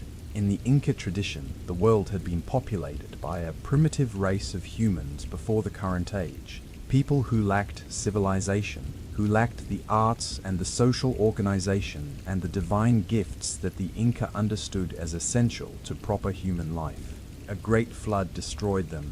The waters rose from the sea. The sky darkened. The rain fell in sheets. And the primitive people drowned. 2 survivors escaped to a high mountain, Huascayan, some accounts say, the highest peak in what is now Peru, and sealed themselves in a floating box or a cave high on the mountain. When the waters receded, they descended and began to repopulate the world. the Inca flood story is often connected to the origin of the Inca dynasty itself, the survivors becoming, in some versions, the ancestors of the first Inca, the divine rulers who would eventually build their empire across the entire spine of the Andes. Flood survival, in the Inca telling, is the foundation of royal legitimacy. The dynasty that rules the world is the dynasty descended from the ones who survived the end of it. There are also Inca accounts of a great flood associated with the god Viracocha, the creator deity, the god who made the world and the people in it, and who, when those people proved inadequate, sent the flood to destroy them and started again. Viracocha's flood stories show some of the same structural elements as the Mesopotamian and Hindu accounts. The divine judgment, the destruction of the inadequate creation, the preservation of a remnant, the new beginning. Whether these similarities represent independent origin, ancient migration, or the universal human tendency to tell this particular kind of story when confronted with the experience of catastrophic flooding, cannot be determined with certainty. But the story is there, high in the Andes, at the top of the world, almost literally, in the mountains where the air is thin and cold and the peaks are sometimes above the clouds. The flood story is there. In the forests and mountains of what is now the southeastern United States, the Cherokee people carry a flood tradition that is at once connected to the broader patterns we have seen across cultures and distinctly rooted in its own specific landscape and spiritual understanding. In the Cherokee account, a dog begins to behave strangely. It goes to the riverbank and sits there, staring at the water, whining and howling with a grief and urgency that its owner finds troubling. When the owner scolds it and tries to drive it away from the river, the dog speaks. This is the warning. Not a divine voice, not a god appearing in a dream. A dog sitting by the river, suddenly able to speak, telling its owner that the flood is coming and that the time to prepare is short. The owner builds a raft. He gathers provisions. And when the flood comes, rising rapidly, covering the land in a matter of days, he is ready. He floats. He survives. The raft carries him through the flood and eventually to safety when the waters recede. The Cherokee flood story is notable for several things. The dog as the vehicle of divine warning is unusual, appearing nowhere else in the flood traditions we have examined, and connects to the broader role that dogs play in Cherokee spiritual understanding as beings of deep loyalty and occasional prophetic power. The dog is the animal that chose to live with human beings, and in choosing that closeness, it sometimes shares in the knowledge that comes from proximity to both the human and the spiritual world. The raft, rather than an enclosed vessel, is also notable. There is no sealing away from the flood, no dark interior where the survivor waits out the destruction without witnessing it. The Cherokee survivor floats on top of the water, in contact with it, enduring the open exposure of the flood rather than sheltering from it. Survival in this telling is not about hiding. It is about staying afloat. We travel now to what is perhaps the most remarkable context of all for the flood myth. The continent of Australia, separated from the rest of the world by thousands of miles of open ocean, home to the oldest continuous human cultures on Earth. The Aboriginal Australians have lived on their continent for at least 65,000 years, possibly longer. The archaeological evidence is still being interpreted, and new findings continue to push the dates of initial human arrival further and further back. But at minimum, 65,000 years. To put that in perspective, the entire span of recorded human history, from the first Sumerian clay tablets to the present day, covers roughly 5,000 years. The Aboriginal Australians have been in Australia for 13 times that long. Their oral traditions are, accordingly, among the most ancient on Earth. And those traditions contain flood stories, not one, many. Across different language groups, different regions, different cultural frameworks, there are stories of a time when the sea rose, when the land that is now beneath the ocean was dry ground, when the world was larger and then, without warning, it was not. What makes the Australian flood stories unique, and uniquely important for our understanding of the flood myth as a whole, is that researchers have begun to discover that some of these stories appear to describe specific geological events with remarkable accuracy. A team of researchers at Flinders University in Adelaide, led by geographer Patrick Nunn and linguist Nicholas Reid, has spent years cross-referencing Aboriginal oral traditions with the geological record of sea level changes along the Australian coastline at the end of the last ice age. Their findings are extraordinary. They identified 21 distinct Aboriginal stories from different parts of the Australian coastline that appeared to describe specific geological events: the flooding of specific bays, the submersion of specific landmasses, the transformation of specific landscapes from dry land to open water that occurred between 7,000 and 18,000 years ago as sea levels rose following the end of the last ice age. These stories are not vague references to water. They are specific. They name places. They describe the shape of the land as it was before the sea came. They describe the experience of watching the water rise, slowly, over generations, or rapidly, catastrophically, and claiming the land that the people had lived on for as long as anyone could remember. One story describes the flooding of what is now Port Phillip Bay in Victoria, a bay that was dry land until roughly 8,000 years ago. The story describes a time when the land extended to where the horizon now is, when people lived on that land and hunted and gathered and built their lives there. And then the water came, slowly at first, then faster, and the land was gone. 8,000 years of oral transmission.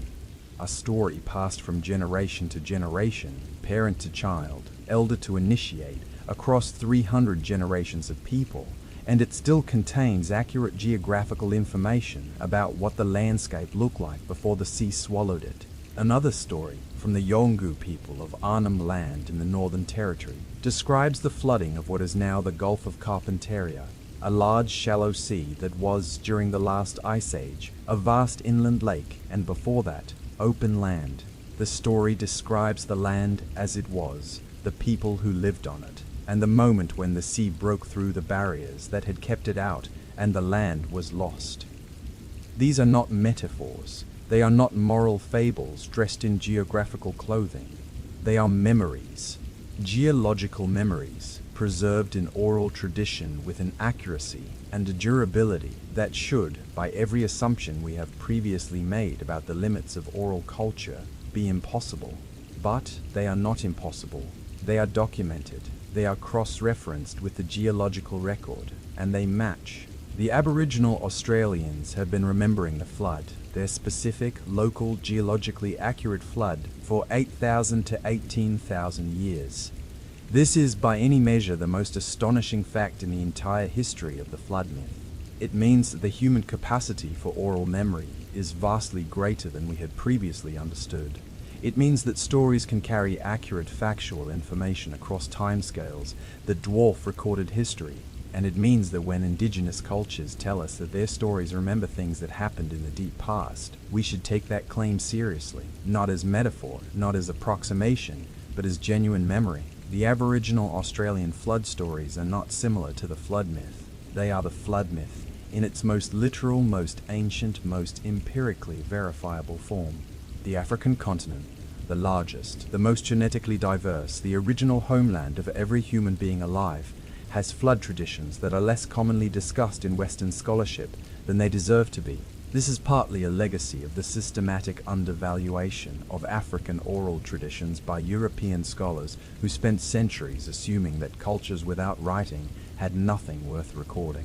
It is partly the extraordinary linguistic and cultural diversity of the continent which makes generalization difficult and requires engagement with specific traditions rather than continental sweeps. And it is partly simply the ongoing work of documentation. There is far more to discover and record and analyze than has yet been done.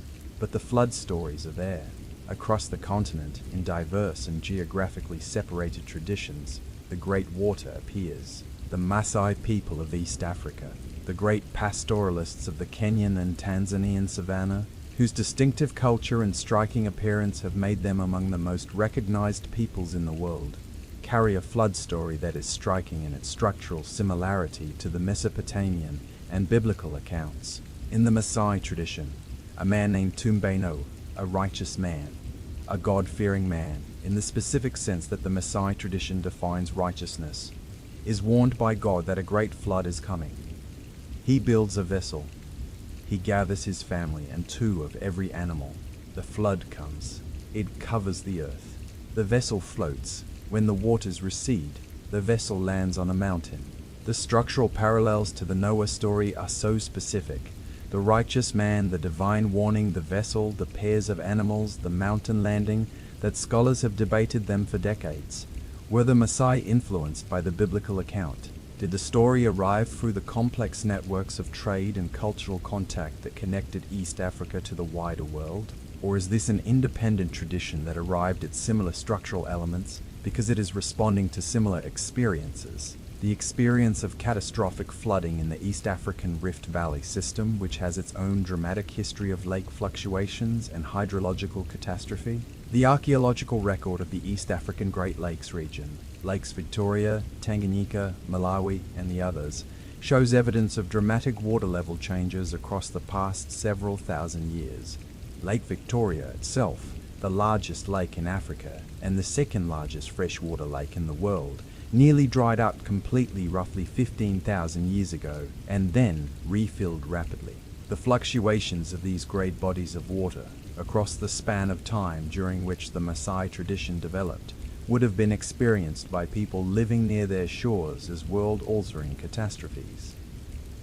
The flood story in East Africa may be both borrowed and original, both influenced by contact with the wider world and rooted in the specific hydrological reality of the landscape. Both part of the global human tradition of flood memory and a response to something that actually happened in East Africa to the ancestors of the people who still tell the story. The Yoruba people of what is now southwestern Nigeria and Benin, one of the most populous and culturally influential ethnic groups in Africa, whose religious and cultural traditions have spread across the Atlantic through the diaspora created by the slave trade and survive today in forms like Candomblé and Santeria in the Americas, carry creation and flood traditions of considerable complexity and antiquity. In Yoruba cosmology, the world was created by the supreme deity Olodumare through intermediary beings called Orishas, divine forces that govern different aspects of existence and maintain the relationship between the spiritual and material worlds. The creation narratives in Yoruba tradition are complex and layered, existing in multiple versions across different lineages and communities. The flood appears in some versions of the Yoruba creation account as part of the early history of the world, a time when the earth was not yet fully formed, when water covered most of the surface and the process of creating dry land was still ongoing. In this reading, the flood is not a punishment for human failing but a condition of the primordial world, the state of things before the Orishas completed the work of creation. In other traditions, flood stories appear in the histories of specific lineages and communities, describing actual historical events, the flooding of specific rivers, the destruction of specific communities, the displacement of specific peoples, that are remembered in narrative form and connected to the spiritual forces that the Yoruba tradition understands as governing water and weather and the relationship between the human world and the world of the divine. The Mande-speaking peoples of West Africa, spread across a vast region encompassing parts of what is now Mali, Guinea, Senegal, Gambia, Sierra Leone, Liberia, and Ivory Coast, carry traditions associated with the Great Mali Empire and its predecessors, one of the most sophisticated civilizations in medieval African history. Within the complex of traditions associated with the Mande world, flood stories appear in multiple contexts. Some are connected to the Niger River, the great river that makes life possible in the Sahel, the waterway along which the Mali Empire's cities were built, the river that floods seasonally and whose floods are both a blessing and a danger. Stories of great floods that exceeded the normal seasonal pattern, that covered the land beyond all expectation, are woven into the historical memory of communities that have lived alongside this river for thousands of years. Others are more cosmological, stories about the structure of the universe and the way the divine order expresses itself through the behavior of water.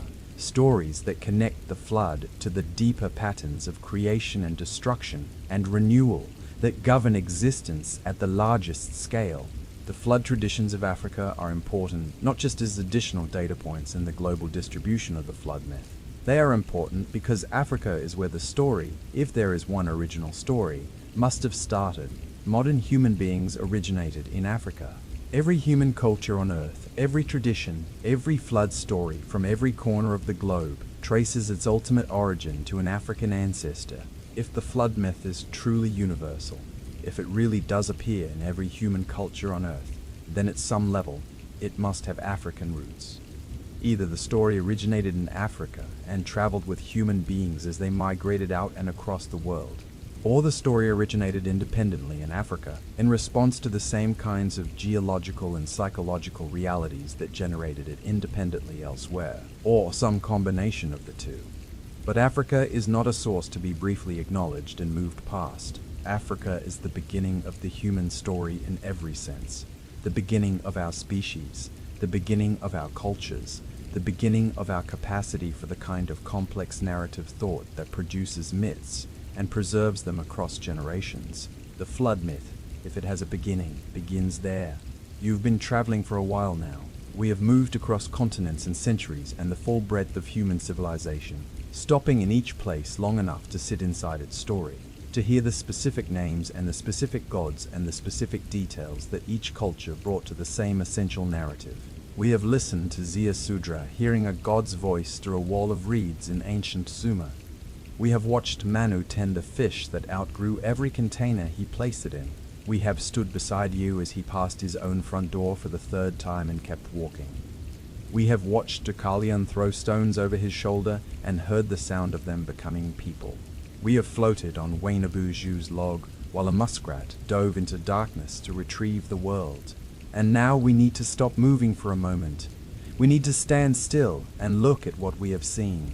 Because beneath the extraordinary variety of these stories, beneath the different gods and different survivors and different vessels and different mountains and different ways of describing what water sounds like when it rises past the point of no return, there is something structural, something that persists across every version, across every culture, across every ocean and mountain range and millennium of separation.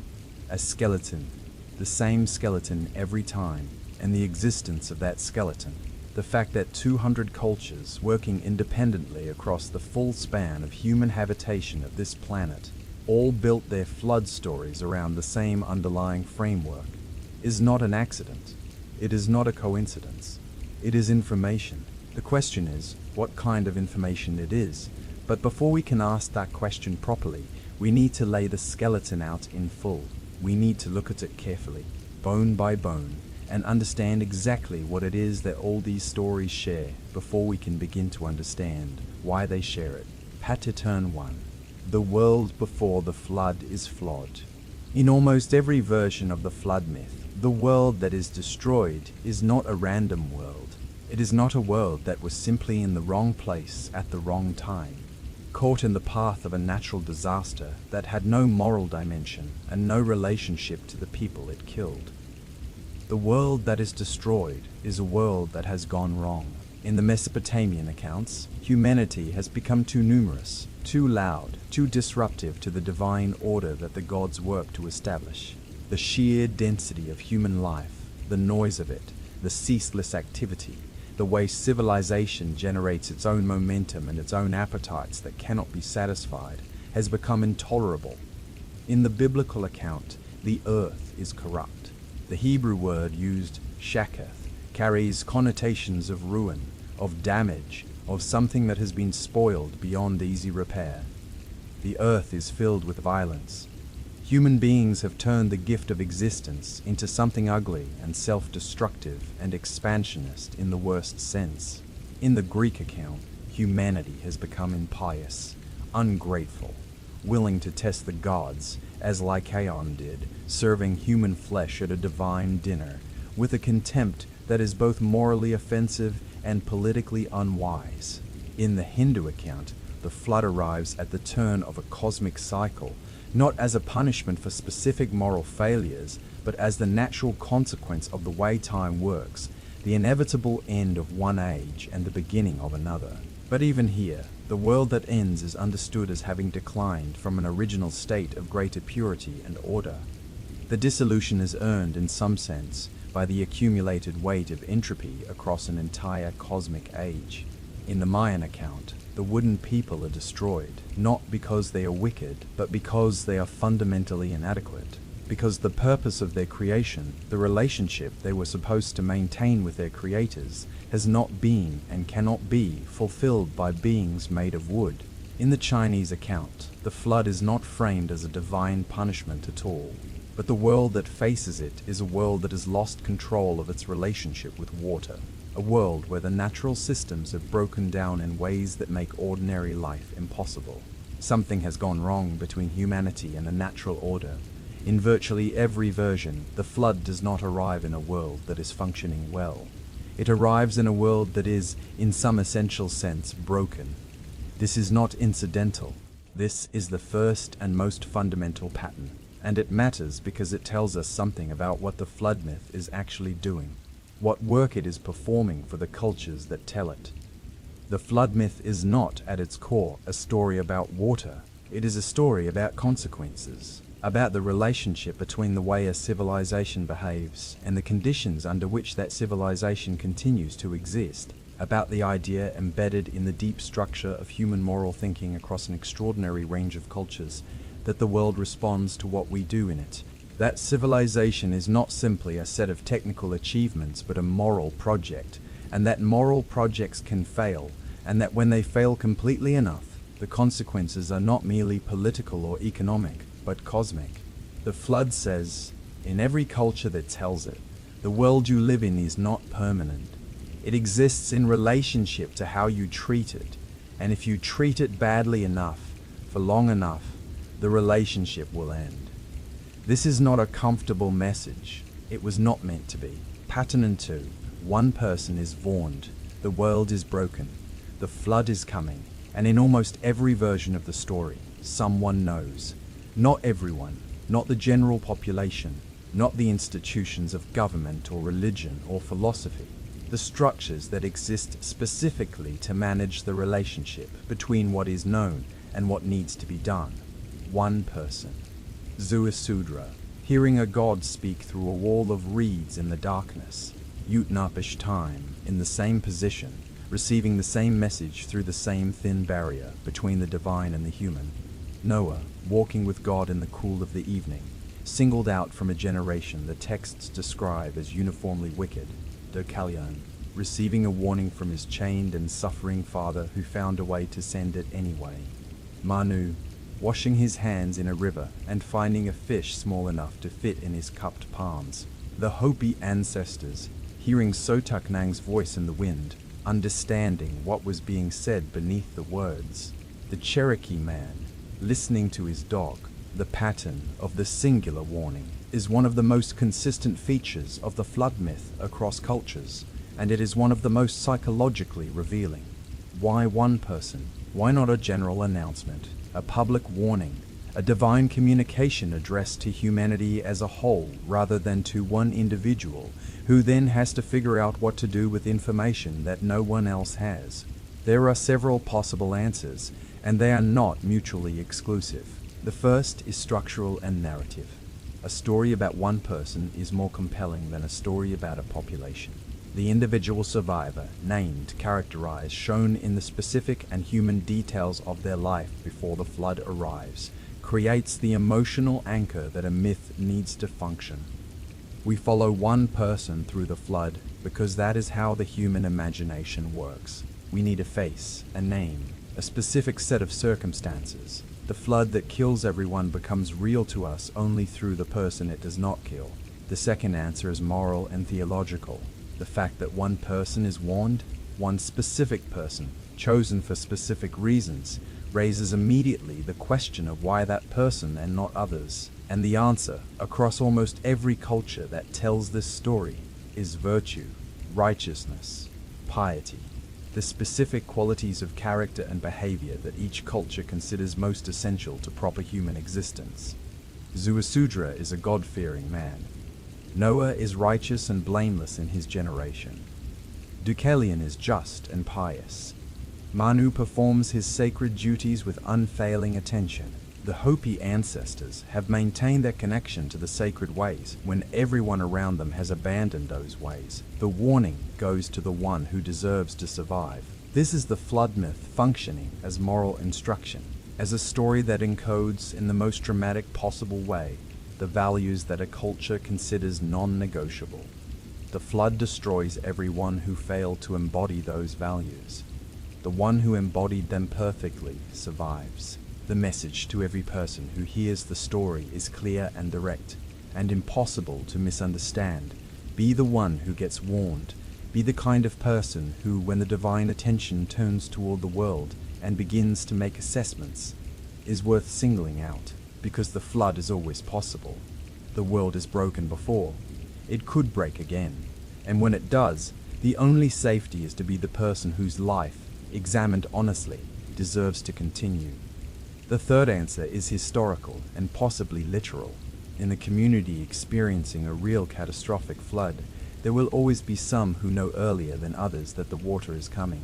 Those who live closest to the river, or who paid closest attention to the signs and the weather, or who listened carefully when the elders spoke of previous floods, or who simply had the luck to be awake and looking in the right direction when the river first began to rise in ways it had never risen before. These people, with their slightly earlier knowledge, their slightly longer lead time, are the ones who survive. And in the retelling of the story across generations, that practical advantage gets elevated into something divine. The person who survived knew because they were supposed to know, because something, call it God, call it the universe, call it the deep moral logic of existence, decided they were worth the knowing.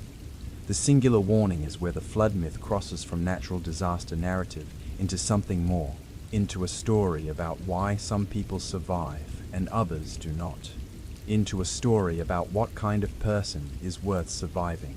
Part 3. A vessel is built. The vessel is the most immediately recognizable element of the flood myth, the image that survives most vividly in the popular imagination. The ark, the boat, the reed chest floating on the surface of an infinite sea, is so iconic that it has become almost synonymous with the flood story itself. But what is interesting, when you examine the flood traditions carefully, is not the consistency of the vessel, but the variety. In the Mesopotamian accounts, the vessel is a boat, specifically a large, precisely constructed boat built to divine specifications, sealed with pitch, divided into compartments, essentially a functioning ship designed to handle the specific engineering challenges of floating on an infinite and violent sea. In the biblical account, the vessel is an ark. The Hebrew word is teva, a word that appears nowhere else in the Bible except in the story of Moses' basket in the river, suggesting a specific type of container rather than a general word for boat. Something sealed, something that floats not by virtue of being steered, but by virtue of being sealed completely against the water that surrounds it. In the Greek account, the vessel shrinks. Deucalion and Pyrrha have a chest, a larnax, large enough to contain 2 people and provisions, but nothing like the enormous multi-decked vessel of the Mesopotamian accounts. The scale is reduced to the essentially personal, the minimum necessary for 2 people to survive. In the Hindu account, the vessel is a proper boat, but what drives it is not sail or oar or divine wind, but the horn of a divine fish. The vessel is towed through the flood, pulled by a power outside itself, entirely dependent on the divine force that is actively protecting its survival. In the Hopi account, the vessel is a hollow reed, the most minimal possible container, the thinnest possible barrier between the survivor and the water, the humblest possible vehicle of survival. In the Cherokee account, it is a raft, open to the sky, floating on top of the flood rather than sealed against it, the survivor exposed rather than protected. In the Chinese account, there is no vessel at all in the conventional sense. Yu does not ride out the flood in a container. He builds the channels that drain it. The work is the vessel. The variety is significant. It suggests that the vessel element of the flood myth is not a specific historical detail being preserved across cultures. It is not as though all these traditions are remembering the same actual boat. It is a structural necessity. The flood myth requires some mechanism of survival, some element that distinguishes the chosen person from everyone else who drowns. and each culture fills that structural requirement with whatever makes sense in its own context, whatever kind of container, whatever kind of technology, whatever kind of relationship between human skill and divine assistance makes the survival believable within that culture's particular understanding of how the world works. The vessel is a variable. The necessity of some vessel, some mechanism of separation between the survivor and the water, is the constant. And what that constant is saying is something about human ingenuity and divine collaboration. In every version of the flood myth, survival is not simply a gift.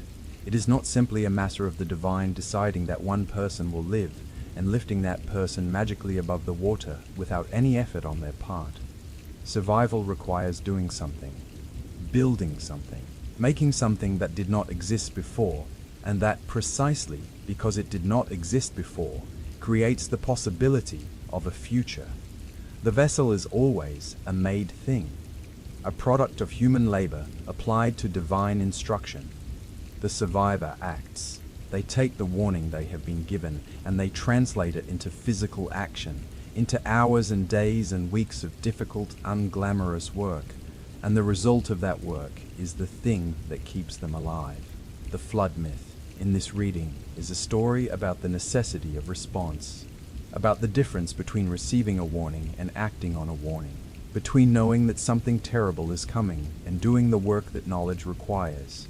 The vessel is built by human hands, but it floats by divine will, and both are necessary. Pattern and forward.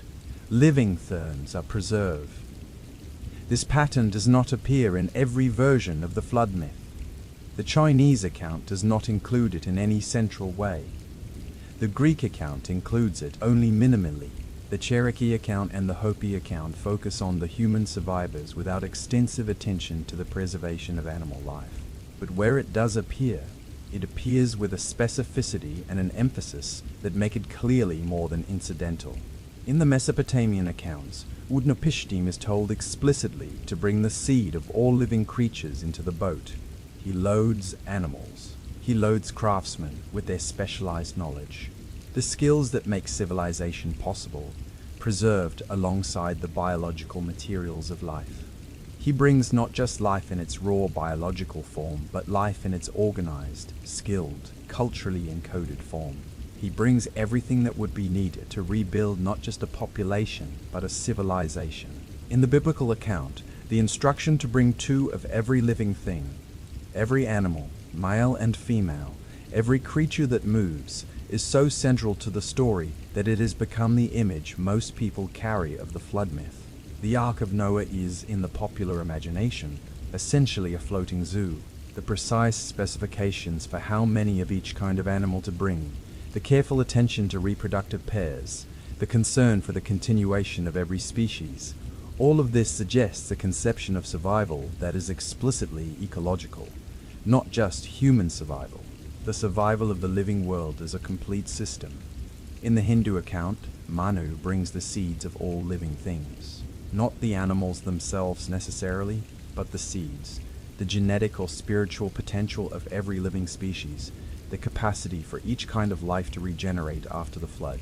This is, in some ways, the most elegant version of the preservation motif, not the logistical challenge of housing two of every animal on a single vessel, but the simpler and more poetic act of carrying the potential for life through the darkness. Why does this pattern appear? What does it mean that so many flood traditions include not just the survival of one human being, but the survival of the living world in some form? Part of the answer is practical. A human survivor in a world with no other living things is not really a survivor. They are simply the last one to die. The preservation of the survivor is meaningful only if the survivor has something to return to, some living world to inhabit, some biological and agricultural foundation on which to rebuild a human life. The animals and the seeds are not generous extras. They are the difference between survival and a slower extinction. But part of the answer is moral and cosmological. The flood, in the traditions that include the preservation of living things, is not understood as a human-specific event. It is a world event, a cosmic reset that affects not just humanity but the entire living system of which humanity is a part. and the preservation of living things alongside the human survivor suggests that what is being rebuilt is not just a civilization, but a world, a complete and functioning relationship between human beings and the living things that share their existence. The flood survivor is not just a person who lived through a disaster. They are the carrier of the world, the vessel that holds not just their own life, but the possibility of every other life. This is an enormous responsibility, and the flood traditions that include it seem aware of its enormity. The survivor who carries the seeds of all living things, or the pairs of every animal, is not simply a lucky person. They are a steward, a keeper, someone to whom the continuation of the world has been entrusted. And the question that the pattern implicitly asks of everyone who hears the story is, are you that kind of person? Could you be? Pattern turn 5. The waters recede and the world is found again. If the vessel is the most iconic image of the flood myth, the moment of finding land again is the most emotionally charged. In the Mesopotamian accounts, Utnapishtim opens a porthole in his vessel after the storm has quieted and looks out at a world that is flat as a rooftop, a world returned to clay, a world so emptied of everything familiar that the silence of it is physically overwhelming. He weeps. He sits down and weeps, and then he looks for land. The birds sent out from the vessel are one of the most specific and most widely reproduced details in the entire flood tradition. The dove that returns because there is nowhere to land, the swallow that returns for the same reason, the raven that does not return because it has found something. Ground, food, the beginning of a world, and it does not need to come back. In the biblical account, the same birds appear in a slightly different sequence, performing the same function. Noah sends out a raven first, then a dove. The dove returns the first time. It returns the second time with an olive branch in its beak, one of the most enduring images in all of world culture, the symbol of peace and new beginning that has outlasted the specific religious context of the story that generated it and become a universal human symbol of hope after destruction. The third time the dove does not return, the world is ready. The birds are not just narrative devices, they are instruments, tools that extend the survivor's senses beyond the walls of the sealed vessel into a world that cannot yet be directly accessed. They go where the survivor cannot yet go and report back what they find. And the progression, no land, a little land, enough land, mirrors the psychological progression of the survivor from despair to tentative hope to the first genuine possibility of returning to a world worth returning to. The moment the boat touches ground is the moment the flood myth pivots from destruction to creation. Everything before that moment is loss and endurance and the darkness of the sealed vessel.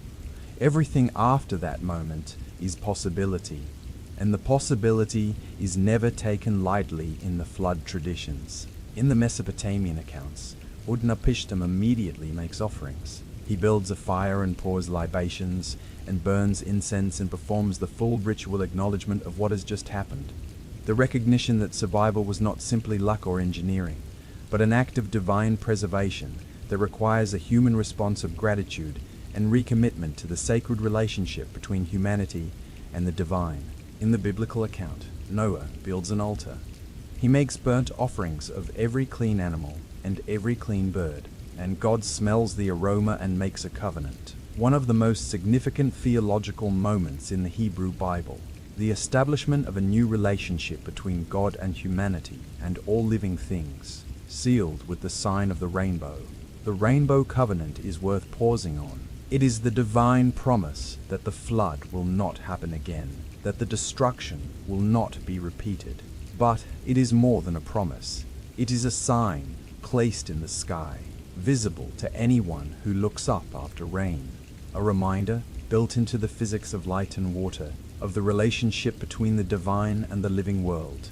Every rainbow in this reading is a memory of the flood, a daily atmospheric repetition of the promise made on the mountain when the waters receded. In the Greek account, Deucalion makes offerings to Themis. In the Hindu account, Manu performs his sacred rituals. In the Hopi account, the emergence into the new world is itself a ritual act, the beginning of the sacred migrations that will eventually lead to home. Across every version, the moment of finding land again is not simply a moment of relief. It is a moment of obligation. The survivor who finds land is immediately required to respond to that finding with something, with gratitude, with ritual, with acknowledgement of the relationship between the survival and the divine will that enabled it. The landing is not the end of the story. It is the beginning of the covenant that makes the new world possible. Pattern Turn 6. The survivor becomes the origin. The last pattern is perhaps the simplest to identify and the most profound to sit with. In almost every version of the flood myth, the survivor does not simply return to a world that continues as before, minus the flood. The survivor becomes something new, something foundational, the origin point of everything that comes after. Zuasudra is granted immortality and taken to Dilmun. He is removed from the ordinary flow of human history and placed at its foundation, the beginning, the source, the point from which everything else can be traced. Utnapishtim is granted the same. He lives at the mouth of the rivers, at the edge of the world, eternal and foundational, the human point of origin for the civilization that rebuilt itself after the flood. Noah becomes the new Adam, the father of all post-flood humanity, the root of the genealogical trees that the biblical tradition uses to connect every nation and every people to a single surviving ancestor. All of humanity, in the biblical understanding, is descended from Noah. We are all his grandchildren. The flood did not just spare one man. It reset the human family to one man. And from that one man, everything else grew. The Kioyon and Pyrrha become the parents of the Greek people. Helen, their son, gives his name to the Hellenes, and the various branches of Greek civilization trace their descent to the children and grandchildren of the flood survivors. Manu is the origin of the entire human species in the Hindu tradition, his name embedded in the Sanskrit word for humanity itself. Every person alive a descendant and a reflection of the man who carried the seeds of life through the dissolution and began again on a Himalayan mountaintop. Yu becomes the founder of the first Chinese dynasty. The civilization that emerges from his 13 years of work against the flood is the civilization that will eventually produce everything that China is and has been across the thousands of years of its continuous history. The survivor is always, in some essential sense, us, the ancestor, the origin, the point from which we trace our own existence back through the generations to the moment when the world ended and was remade. This is the flood myth's deepest and most personal claim, not just that a flood happened, not just that someone survived it, but that you, the person listening to this story, the person hearing it for the first time or the 100th time, the person who found this story in a book or a temple or a grandmother's voice, you are here because of that survivor. You are the result of the flood. Your existence, the very fact of you, is the proof that the survival worked, that the vessel held, that the birds found land, that the world was rebuilt and life continued, and the generations kept coming, one after another, until they produced you. The flood myth does not ask you to understand it from the outside. It asks you to recognize yourself inside it. You are the new world. 6 patterns, across 200 cultures, across every inhabited continent on Earth, across oral traditions, older than writing and written traditions, older than most modern nations, across the entire span of human civilization and the deep pre-civilizational time that preceded it. A flawed world, a singular warning, a vessel built against the water, living things preserved inside it, land found again on the other side, and a survivor who becomes the origin of everything.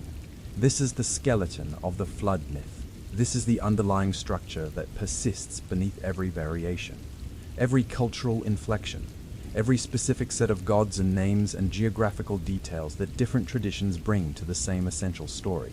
And the existence of this skeleton, The fact that it is recognizably the same across traditions so separated in time and space that ordinary cultural transmission cannot account for their similarity is the evidence that something real is happening here. Something real enough to generate the same story, independently, across every branch of the human family tree.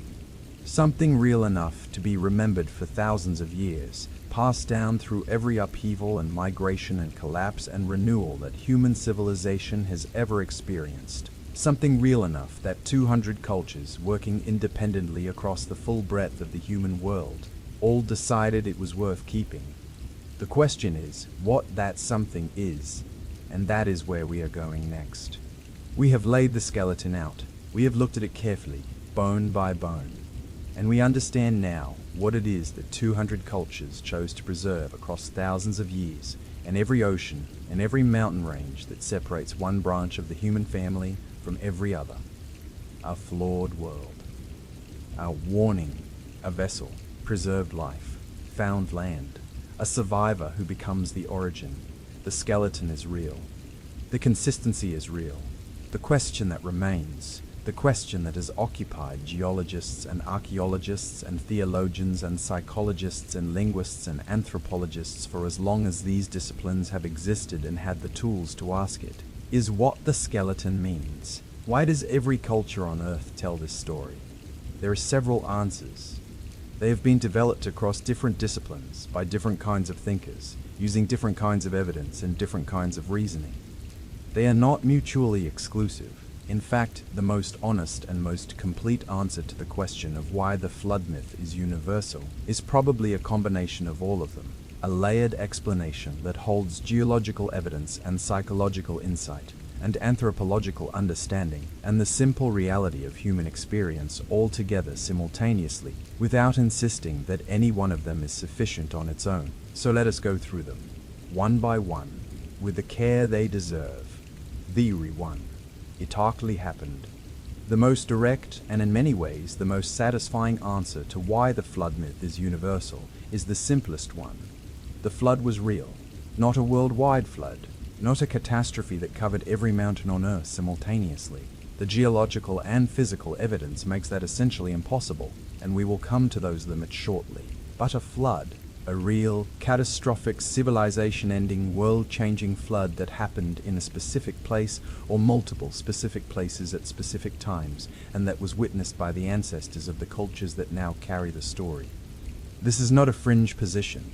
It is not the argument of people who want to prove that the Bible is literally true, or that ancient myths are straightforward historical records. It is the considered position of serious geologists, archaeologists, and historians who have examined the evidence carefully and concluded that catastrophic flooding events of sufficient scale to generate lasting cultural memory absolutely did occur in the prehistoric period.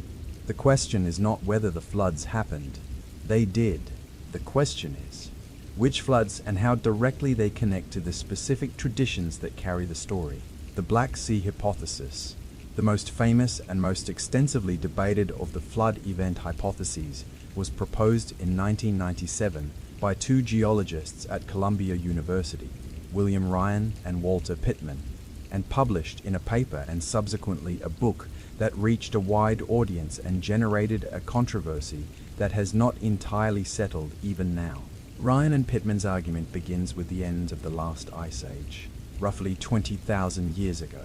Enormous quantities of water were locked up in glaciers that covered much of the northern hemisphere, the great ice sheets that buried Scandinavia and Canada, and much of northern Europe and Asia under kilometers of ice. As the climate began to warm, beginning perhaps 15,000 years ago and accelerating significantly around 12,000 years ago, those glaciers melted, and the water they released had to go somewhere. It went into the oceans. Sea levels around the world rose dramatically, by as much as 120 meters in total, over the course of several thousand years. The coastlines of every continent shifted. Lands that had been above water during the glacial maximum were swallowed by the rising sea. The geography of the world changed. In most places, this happened gradually enough that individual human communities could adapt. The shoreline retreated slowly enough, generation by generation, that people could move back from the advancing water, relocate their settlements, adjust their lives to the new geography. The change was real and sometimes disruptive, but it was rarely catastrophic on a timescale that a single human lifetime would experience as a sudden disaster. But Ryan and Pittman identified one location where the conditions were in place for something far more sudden and far more devastating: the Black Sea. At the time, before the end of the Ice Age, during the long cold millennia of the glacial maximum, the Black Sea was not connected to the Mediterranean. It was a freshwater lake, significantly smaller than the modern Black Sea, sitting in a low basin surrounded by land. The natural barrier that now forms the Bosphorus Strait, the narrow channel that connects the Black Sea to the Sea of Marmara and thence to the Mediterranean, was at that time an intact land bridge. Dry ground, the sea on one side and the lake on the other, separated by perhaps 100 meters of land. On the shores of that ancient freshwater lake, human communities had been living for thousands of years. The lake was a generous environment, rich in fish, surrounded by fertile soil, watered by rivers flowing down from the surrounding highlands. The evidence of human occupation of the ancient Black Sea shoreline is preserved in archaeological sites that are now submerged under hundreds of feet of water, visible to underwater archaeologists with submersible equipment. People built their lives there. They farmed. They fished. They buried their dead and built their settlements, and generation by generation they accumulated the dense network of relationships and memories and material culture that makes a place feel like home. And then the Mediterranean overtopped the barrier. As sea levels rose in the Mediterranean, the water crept steadily up toward the level of the land bridge at the Bosphorus. The land bridge eroded, and at some point, Ryan and Pittman estimate approximately 7,600 years ago, though subsequent research has both supported and complicated this date. The Mediterranean breached the barrier entirely. The water came through, and the geometry of what happened next is important to understand. The Mediterranean sat at a level significantly higher than the Black Sea lake. When the barrier was breached, the water did not trickle through, it poured through. The elevation difference between the two bodies of water created a current of extraordinary force. Ryan and Pittman calculated that the equivalent of 200 Niagara Falls poured through the breach every single day. 200 Niagara Falls. Every day. The Black Sea rose by as much as 15 centimeters 6 inches per day. Its shoreline expanded outward by miles every week.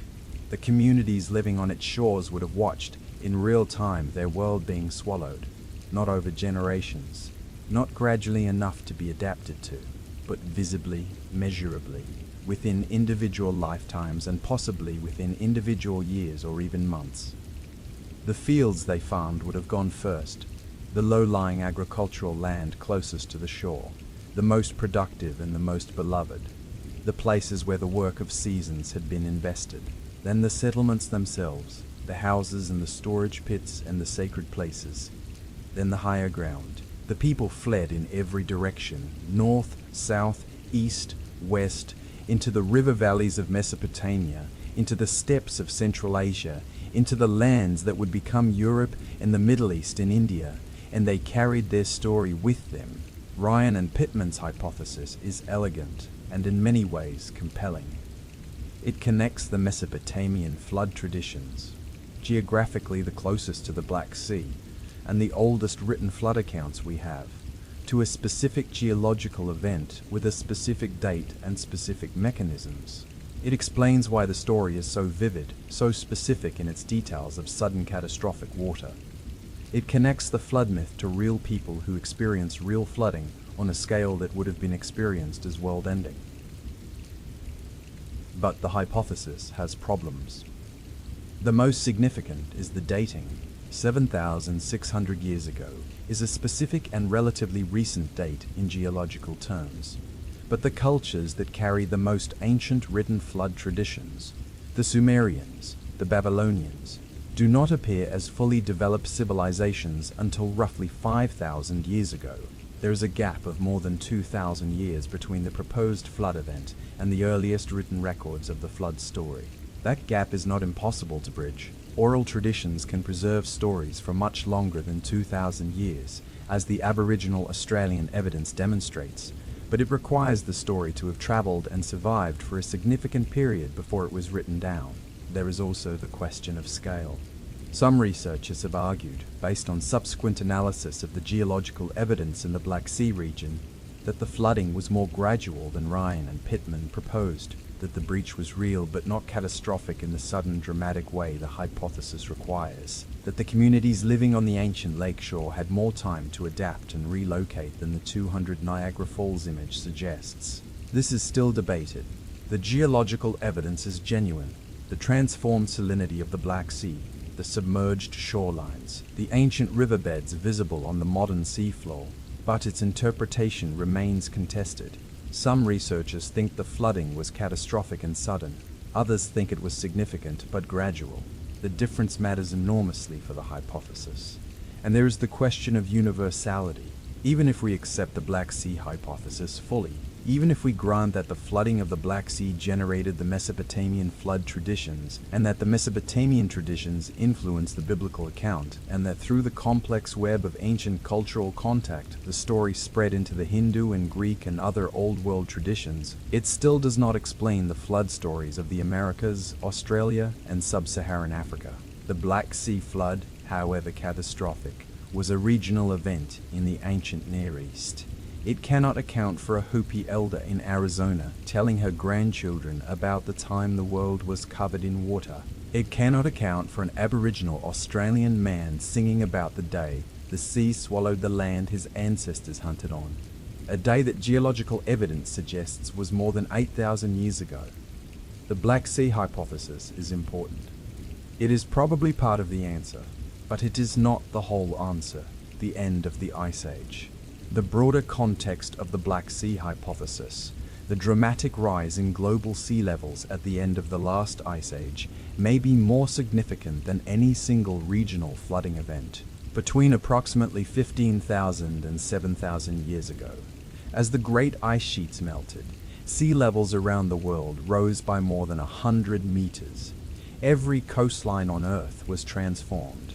Every low-lying coastal region was inundated. Every community that had been living on land that is now beneath the sea was displaced, and there was a lot of that land. During the glacial maximum, when sea levels were at their lowest, the world's coastlines were dramatically different from today. The British Isles were connected to the European mainland by a vast, low-lying plain that geologists now call Doggerland, a territory as large as modern Britain, rich in resources, extensively inhabited by the hunting and gathering peoples of late Paleolithic Europe. It is now beneath the North Sea. As sea levels rose, Doggerland was gradually and then catastrophically inundated, becoming first a marshy lowland, then a shrinking island, then a shrinking island, then a submerged sandbank, and finally the flat, featureless seabed that fishing trawlers scrape across today. In Southeast Asia, the even more dramatic transformation of Sunderland, the vast continental shelf that once connected the Indonesian islands into a single landmass, saw an area roughly the size of modern India disappear beneath the sea over the course of several thousand years. The people who lived on Sunderland, who were part of the great human migration out of Africa into the Pacific, the ancestors of the modern populations of Southeast Asia, Australia, and the Pacific Islands, watched their world shrink across generations. The mountains became islands, the valleys became shallow seas, the rivers that had once flowed across a broad flat plain now emptied directly into ocean.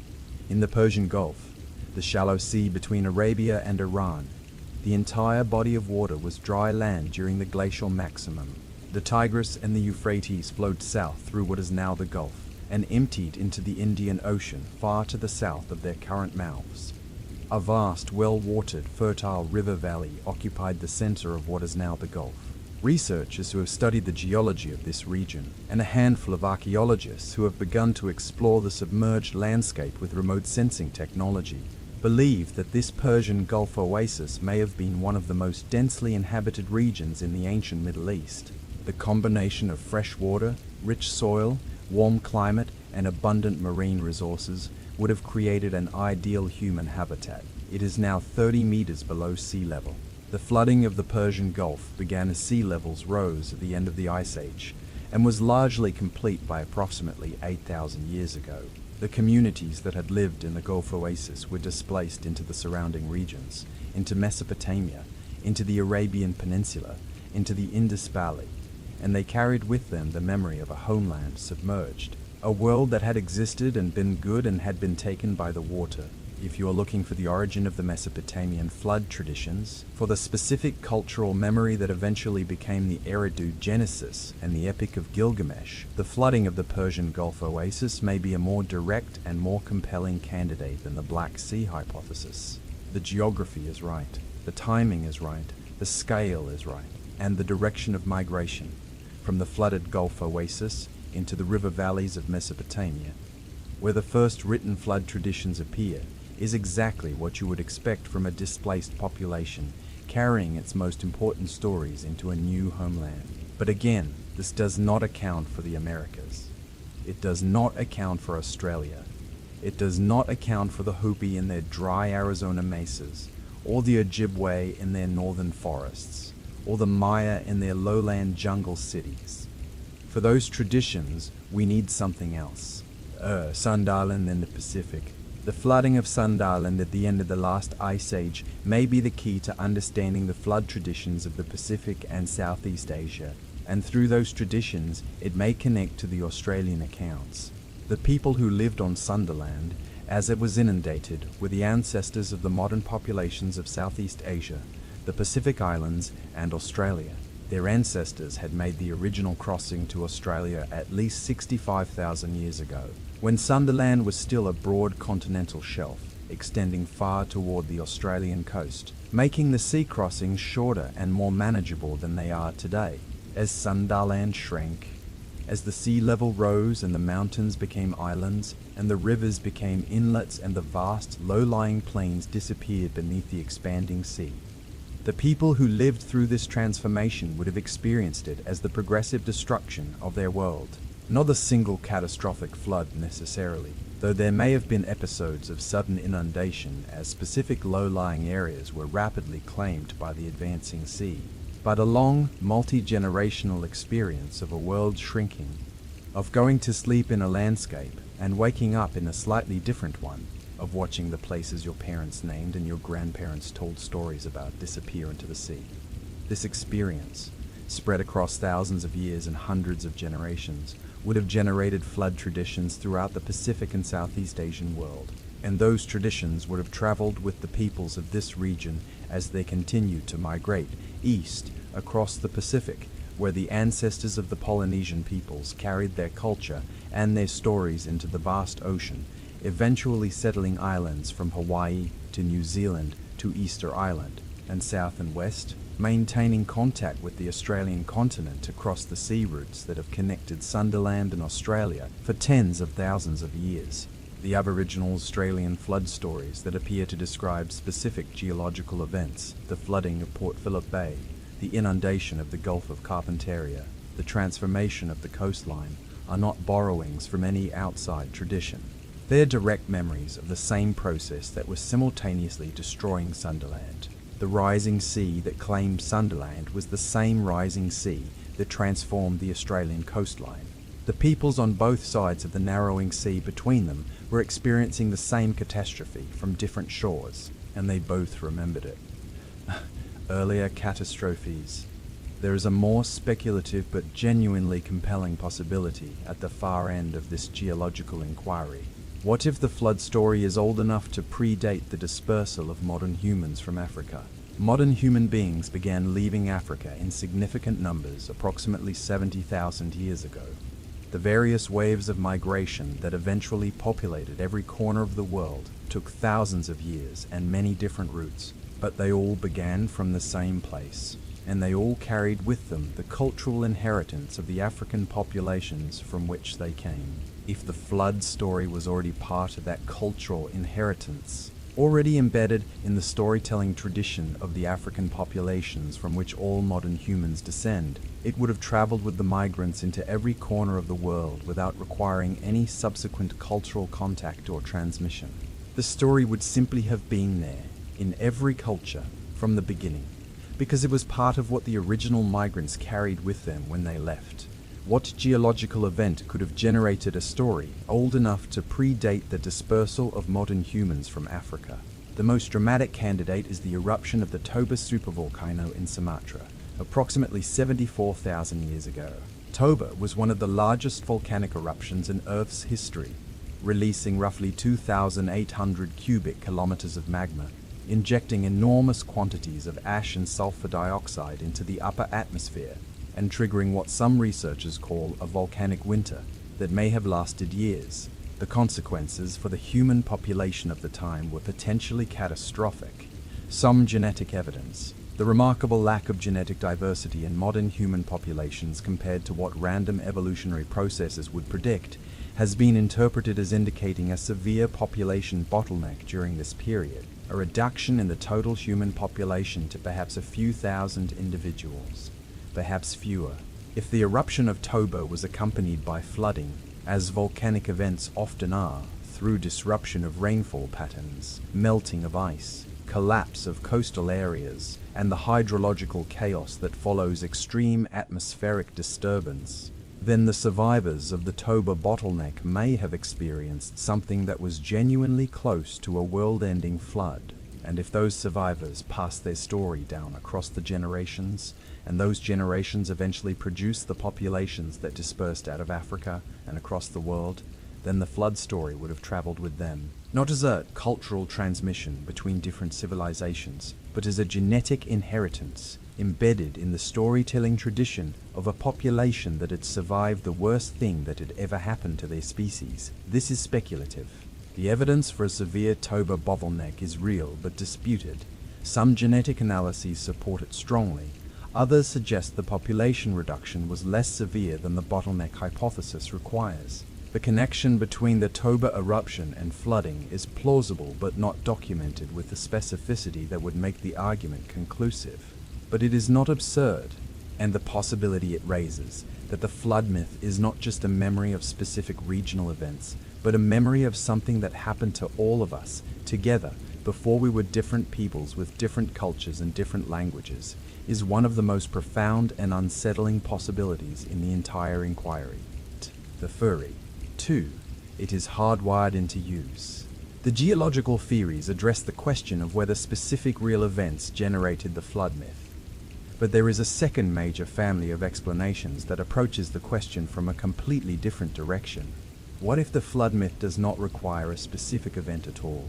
What if it is not primarily a memory, but primarily a structure, a pattern of thought and narrative that the human mind generates independently in response to certain kinds of experience, regardless of whether a specific flood ever actually occurred? This is the territory of psychology, of the study of how the human mind works and what kinds of stories it reaches for when it needs to make sense of certain kinds of experience. And the most developed version of this argument comes from one of the most influential and most controversial thinkers in the history of psychology, Carl Gustav Jung.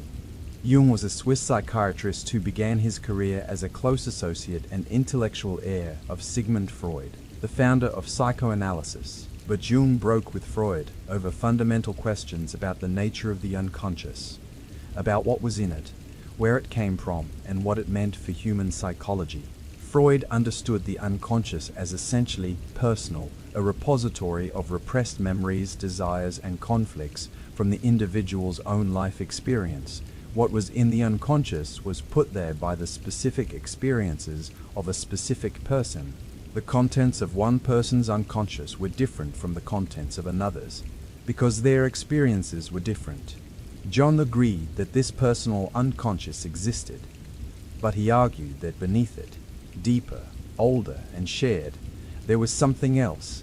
He called it the collective unconscious. The collective unconscious, in Jung's formulation, is not personal. It is not put there by individual experience. It is inherited, encoded in the structure of the human mind itself, passed down through evolutionary processes across the entire history of the species. It is the deepest layer of the human psyche, and it contains not individual memories, but universal patterns of experience and response that Jung called archetypes. Archetypes are not images or stories exactly. They are more like templates, structural potentials that the mind uses to organize certain kinds of experience. The Great Mother, the hero, the shadow, the wise old man, the trickster. These are not specific characters that every culture copies from every other. They are structures that every culture generates independently, because the human mind contains the template for them. And when experience provides the raw material, the template shapes the material into recognizable form. The flood, in Jung's framework, is an archetype.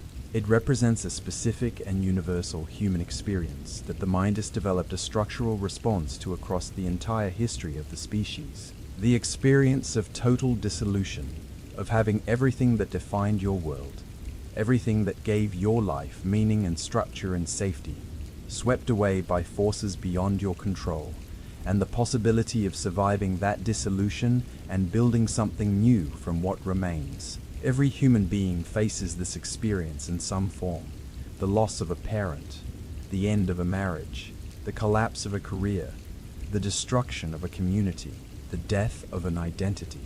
The person you thought you were, the life you thought you were living, washed away by something you did not choose and could not prevent. These experiences feel from the inside like floods, like drowning, like the ground disappearing from beneath your feet and the water rising faster than you can climb. The flood myth gives that experience a shape, a narrative framework, a story that says, this has happened before, not just to you, to everyone, to the ancestors of everyone alive, and someone survived it. Someone built something, a vessel, a raft, a hollow log, a handful of sealed reeds, and floated through the destruction and found land on the other side, and built again. The flood myth is not just a story about water, it is a story about how human beings survived the worst things that happened to them. And the reason every culture has this story is not because every culture experienced the same flood. It is because every human being in every culture eventually faces something that feels like the flood. And the mind reaches for the story the way it reaches for any archetype, because the story is already there, waiting, encoded in the structure of the human psyche by the long evolutionary history of a species that has been surviving catastrophes for a very long time. Joseph Campbell, the American mythologist who spent his career studying the similarities between the myths of different cultures, developed a related argument. Campbell's concept of the monomyth, the hero's journey, the underlying narrative pattern that he identified in myths from every culture on Earth, is in many ways a Jungian argument applied to comparative mythology. The flood myth fits within Campbell's framework as a specific instance of a universal narrative structure, the structure in which the known world is destroyed. The hero survives by virtue of some quality of character or some form of divine assistance, endures the ordeal of the threshold, and emerges into a new world that is built on the ruins of the old. It is the deepest version of the hero's journey, not the journey of one individual through one life's challenges, but the journey of the entire human race through the destruction and renewal of the world itself. In this reading, the flood myth is not primarily historical. It is primarily psychological. It is the story that the human mind tells itself when it needs to understand how survival is possible after total destruction. And it is universal because the need for that story is universal. Because every human culture in every era faces moments when the old world ends and the new world must be built from whatever survives. The flood myth does not describe what happened. It describes what it feels like when the worst happens, and what it means to survive it. The neuroscience of fear and water. There is a more recent and more biologically specific version of the psychological argument that deserves attention. Water is one of the most primal of human fears. Not water as a gentle, benign presence, the river you drink from, the rain that waters your crops, but water as a force. Water in motion, water rising, water that has escaped its boundaries and is doing what water does when nothing contains it. Fear of drowning is one of the most universal and most deeply rooted of human fears. It appears across cultures, across ages, across the full range of human psychological diversity, and it has a biological basis that is worth understanding. Human beings cannot breathe water, This is obvious, but its implications for our psychology are profound. Of all the ways a human being can die, drowning is one of the most viscerally, physically immediate.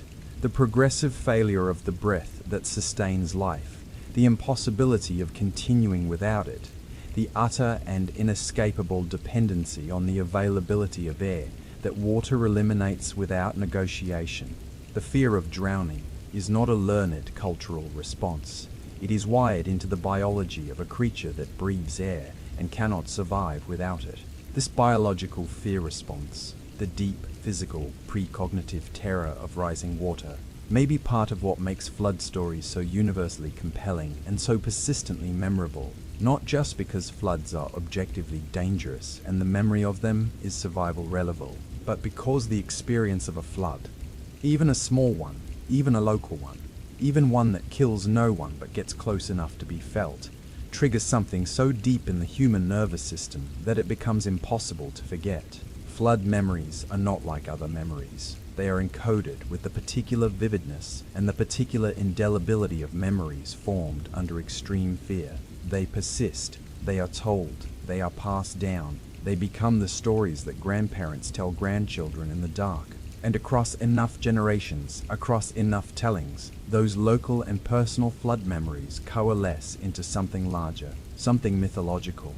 The specific event becomes the archetypal event. The local river that flooded becomes the waters that covered the earth. The family that moved to higher ground becomes the one survivor chosen by the divine.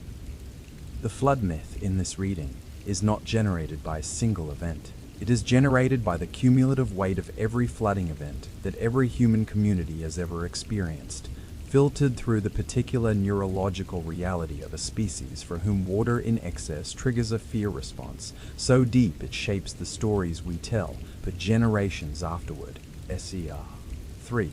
It is a memory of some untold between the geological and the psychological. There is a third possibility that draws on both.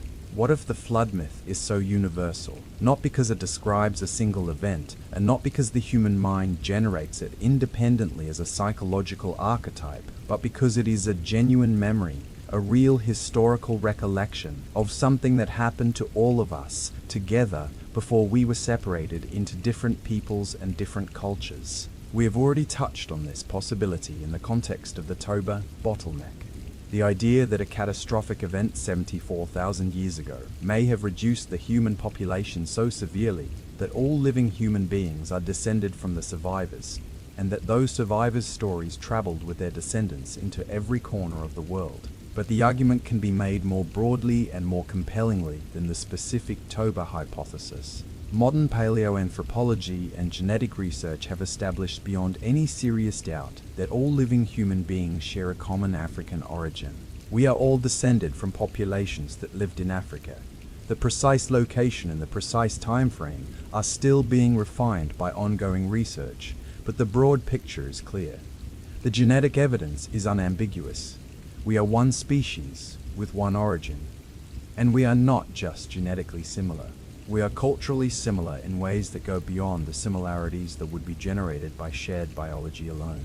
The universality of certain narrative patterns, the flood myth, but also the hero's journey, the trickster figure, the concept of a divine creator, the belief in an afterlife, the practice of ritual mourning, suggests that human beings across the world share not just genes, but something cultural. Something that was already present in the traditions of the populations that left Africa and dispersed across the world. If the flood story was part of the cultural toolkit of the original dispersing populations, if it was already being told in Africa before the Great Migrations began, then it would have traveled with every migrating group into every corner of the world, not because they taught it to each other after they arrived, but because they carried it with them when they left. The linguistic evidence is suggestive. The field of historical linguistics, the study of how languages change over time and how modern languages are related to earlier forms, has identified structural similarities between languages that are separated by thousands of miles and thousands of years of independent development. Some of these similarities are explicable through known contact and borrowing. Others are not. They appear to reflect something older, a common ancestral language, or a common set of linguistic structures, from which the world's various language families all descended. If language itself carries traces of a common African origin, it is not implausible that the stories told in those languages do too, that the flood myth, like the grammatical structures that underlie every human language, is inheritance from the common ancestor, a gift from the people who survived, whatever the worst thing was that happened before the diaspora, carried into every corner of the world by the descendants who never forgot. The most poignant version of this argument is not geological or linguistic, it is simply human. Imagine that something happened, something genuinely terrible, genuinely world-altering, genuinely close to the end of everything, to a small population of human beings, somewhere in Africa, somewhere between 50,000 and 100,000 years ago, something that killed most of them and left only a handful alive, something that involved water, flooding from a volcanic disruption, inundation of a coastal habitat by rising sea, the catastrophic failure of a river system. Some combination of events that made the world seem, from the inside, like it was ending. The survivors survived. They rebuilt. They had children. And they told their children what had happened. Not as a lesson exactly, though it was that. Not as a warning exactly, though it was that too. But as a story. As the story. The story of the time the world ended, and they were still here, and those children told their children, and those children's children told their children, and generation by generation, across 50,000 years, and every ocean, and every mountain range, and every cultural and linguistic transformation that separated one branch of the family from every other, the story persisted, not unchanged, never unchanged. Each culture clothed it in its own gods, its own geography, its own moral framework, its own understanding of what survival meant and what it required. The Sumerian version and the Hopi version and the Aboriginal Australian version are not the same story in the way that two copies of the same book are the same story. They are the same story in the way that a man's face and his daughter's face are the same face, shaped by the same origin, recognizable as related, but transformed by everything that happened in between. The flood myth may be, in the deepest sense, the oldest story in the world, not because a single person wrote it, but because a single catastrophe generated it, and every human being alive today is descended from the people who survived that catastrophe, and made sure the story of it was never forgotten. Theory 4. Water is the universal enemy. And then there is the simplest theory, the most pragmatic, the one that requires the fewest assumptions and the smallest leaps of inference. Human beings live near water. This is not a generalization or an approximation. It is a near absolute rule of human settlement across the entire span of human history. Without fresh water, a community cannot survive. Without reliable access to water for drinking and agriculture and animal husbandry and the 1,000 other uses that water serves in human life, a settlement cannot sustain itself beyond a few days. And so human communities have always built near water, near rivers, near lakes, near springs, near coastlines. Every city in human history, from the earliest Sumerian settlements to the modern megacities of the 21st century, has been built with water as a primary consideration. The location of water determined the location of civilization. And water floods. This is also not a generalization. It is the fundamental physical behavior of water in a landscape shaped by rain and gravity and the contours of the earth. Rivers overflow. Coastlines storm surge. Glacial lakes burst their ice dams. Tropical cyclones push the sea inland. Monsoons overwhelm the capacity of the ground to absorb them. Every community that has ever lived near water, which is to say every community that has ever existed, has experienced flooding. Some of those floodings are minor, some are devastating, some are catastrophic on a scale that reorders the lives of the people who survived them and the communities that rebuild afterward. And catastrophic floods are among the most viscerally memorable experiences that a human community can go through. They are fast. They are indiscriminate. They take everything: crops, animals, buildings, tools, people. and leave behind mud and silence and the strange, disorienting experience of a landscape that is the same landscape you knew but is not quite the same world. Flood memories are not like memories of drought or famine or disease or war. They are immediate and physical and total in a way that few other disasters can match. The water is there, and then it is here, and then it is everywhere, and then you are climbing, and then everything you owned is floating past you, and then you are waiting for it to stop. People do not forget this. They tell the story for the rest of their lives. Their children know the story before they can read. Their grandchildren know it before they know much of anything else. The flood becomes part of the community's identity, part of the story that the community tells about itself, about what it has survived, about what it is made of. And as the generations pass, as the specific details of the specific flood become less precise and the story grows in the telling, as the local river becomes something larger and the specific season becomes an indefinite darkness and the specific community becomes something like all of humanity, the local flood story gradually, inevitably takes on the shape of the flood myth, not through deliberate exaggeration, not through any intent to deceive or mythologize, but through the natural process by which memory works across time, by which the specific becomes the general, by which the experienced becomes the imagined, by which the historical becomes the eternal. In this view, the flood myth does not require a single originating event. It does not require a common cultural ancestor. It does not require geological catastrophe or psychological archetype or primordial African memory. It requires only this: that human beings build near water, that water floods, that floods are memorable, and that memories told often enough across enough generations become myths.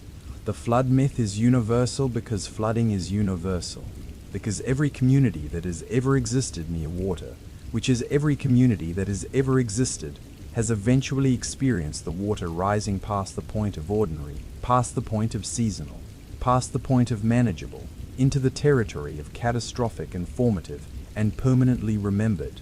The story emerges wherever the conditions for it exist, and the conditions for it exist everywhere human beings have ever lived.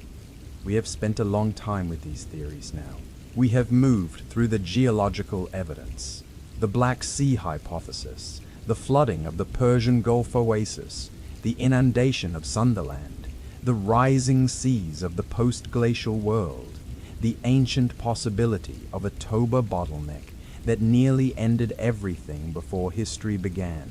We have moved through the psychological evidence, Jung's collective unconscious, the archetype of dissolution and renewal, the neurological reality of a species for whom rising water triggers something so deep it bypasses conscious thought entirely. We have sat with the anthropological possibility that the story is old enough to predate the dispersal of modern humans from Africa, that it traveled with the original migrants as part of their cultural inheritance, and arrived in every corner of the world not through transmission between civilizations, but through the simple biological fact of descent from a common ancestor. And we have sat with the simplest possibility of all, that floods happen everywhere, that every community near water has experienced them, that catastrophic floods generate catastrophic memories, and that memories told across enough generations become myths. Now I want to be honest with you about something. None of these theories is sufficient on its own. Not one of them, taken alone, fully explains why the flood myth is universal. Not one of them accounts for all the evidence. The geological and the psychological and the anthropological and the comparative mythological, without leaving significant questions unanswered. The Black Sea hypothesis explains the Mesopotamian traditions, but struggles with the Americas and Australia. The psychological archetype theory explains the universality of the emotional core, but cannot account for the specific geological details that some traditions, particularly the Aboriginal Australian accounts, preserve with remarkable accuracy. The primordial African memory theory is compelling and cannot be falsified, but also cannot be confirmed with the specificity that would make it conclusive. The universal flooding experience theory explains the independent generation of flood stories in every culture, but does not fully account for the extraordinary consistency of the structural skeleton. the six patterns that persists across traditions that have no plausible connection to each other. The honest answer to the question of why the flood myth is universal is that it is probably all of these things at once, layered, cumulative. A story that is simultaneously a memory of real events and a psychological archetype and a cultural inheritance from a common ancestor and an independent response to the universal human experience of living beside water that sometimes rises without warning and takes everything. Let me try to explain what that layering looks like. At the base of everything, the deepest and most literal layer is geology. The end of the last ice age was, in geological terms, one of the most transformative periods in recent Earth history. Over the course of several thousand years, sea levels rose by more than 100 meters globally. Every coastline on Earth was redrawn. Every low-lying coastal region was inundated. Dozens of distinct regional catastrophes: the Black Sea breach, the flooding of the Persian Gulf, the inundation of Sunderland, the transformation of the Australian coastline, the drowning of Doggerland in the North Sea, displaced human communities across the globe and generated memories of catastrophic flooding in the specific cultural traditions of those communities. These memories are real historical records. They describe things that actually happened to real people in real places. The Aboriginal Australian flood stories are the clearest evidence of this. Their specificity, their geographical accuracy, their correlation with the documented geological record of sea level change along the Australian coastline demonstrates beyond reasonable doubt that oral traditions can preserve accurate memories of geological events across timescales of 8,000 to 18,000 years. If Aboriginal Australian oral traditions can do this, if the human capacity for oral memory is sufficient to preserve accurate geographical information for that long, then it is entirely reasonable to conclude that other flood traditions around the world are also preserving genuine historical memories, not necessarily of a single worldwide flood, but of the multiple regional catastrophes that the end of the Ice Age produced across every inhabited continent. The floods happened. The memories are real. The geological foundation of the flood myth is solid.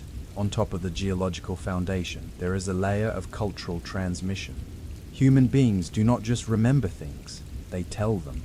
They carry stories along trade routes and migration paths and the invisible networks of cultural contact that connect communities even across significant geographical separation. And some stories travel further and last longer than others. The flood story, for reasons we have examined, is among the most compelling and most memorable stories that human beings have ever told. It combines the deepest fears, drowning, loss, the destruction of everything familiar, with the most essential hopes, survival, renewal, the continuation of life. It operates at a scale, the entire world, all of humanity, every living thing, that gives it a grandeur and a weight that few other narratives can match. And it contains, in the structural skeleton we have laid out, a shape so coherent and so emotionally complete that it is almost impossible to forget once you have heard it. Stories with these qualities travel. They spread. They cross the borders between cultures and languages and religious frameworks, acquiring local coloring as they go, but retaining the essential shape that makes them recognizable across every transformation. The relationship between the Mesopotamian and biblical flood accounts is the clearest documented example of this transmission. The scholarly consensus that the Hebrew tradition drew on Babylonian sources during the period of cultural contact in the ancient Near East demonstrates that this kind of story transmission is not just theoretically possible, but historically documented. Similar transmissions likely occurred along other ancient routes. Between Mesopotamia and India, along the trade networks that connected the Indus Valley civilization to the cities of Sumer. Between the ancient Near East and the Greek world through the maritime connections of the Eastern Mediterranean. Between the Asian mainland and the island cultures of the Pacific along the migration routes that populated Polynesia. The flood myth did not arise once and spread everywhere, but it arose in multiple places and then spread through these transmission networks into regions where it had not independently arisen. reinforcing, connecting, and elaborating the memories that already existed there with the structural sophistication of the traditions it joined. And beneath and through and around the geological and the transmission layers, there is the psychological. The flood myth works.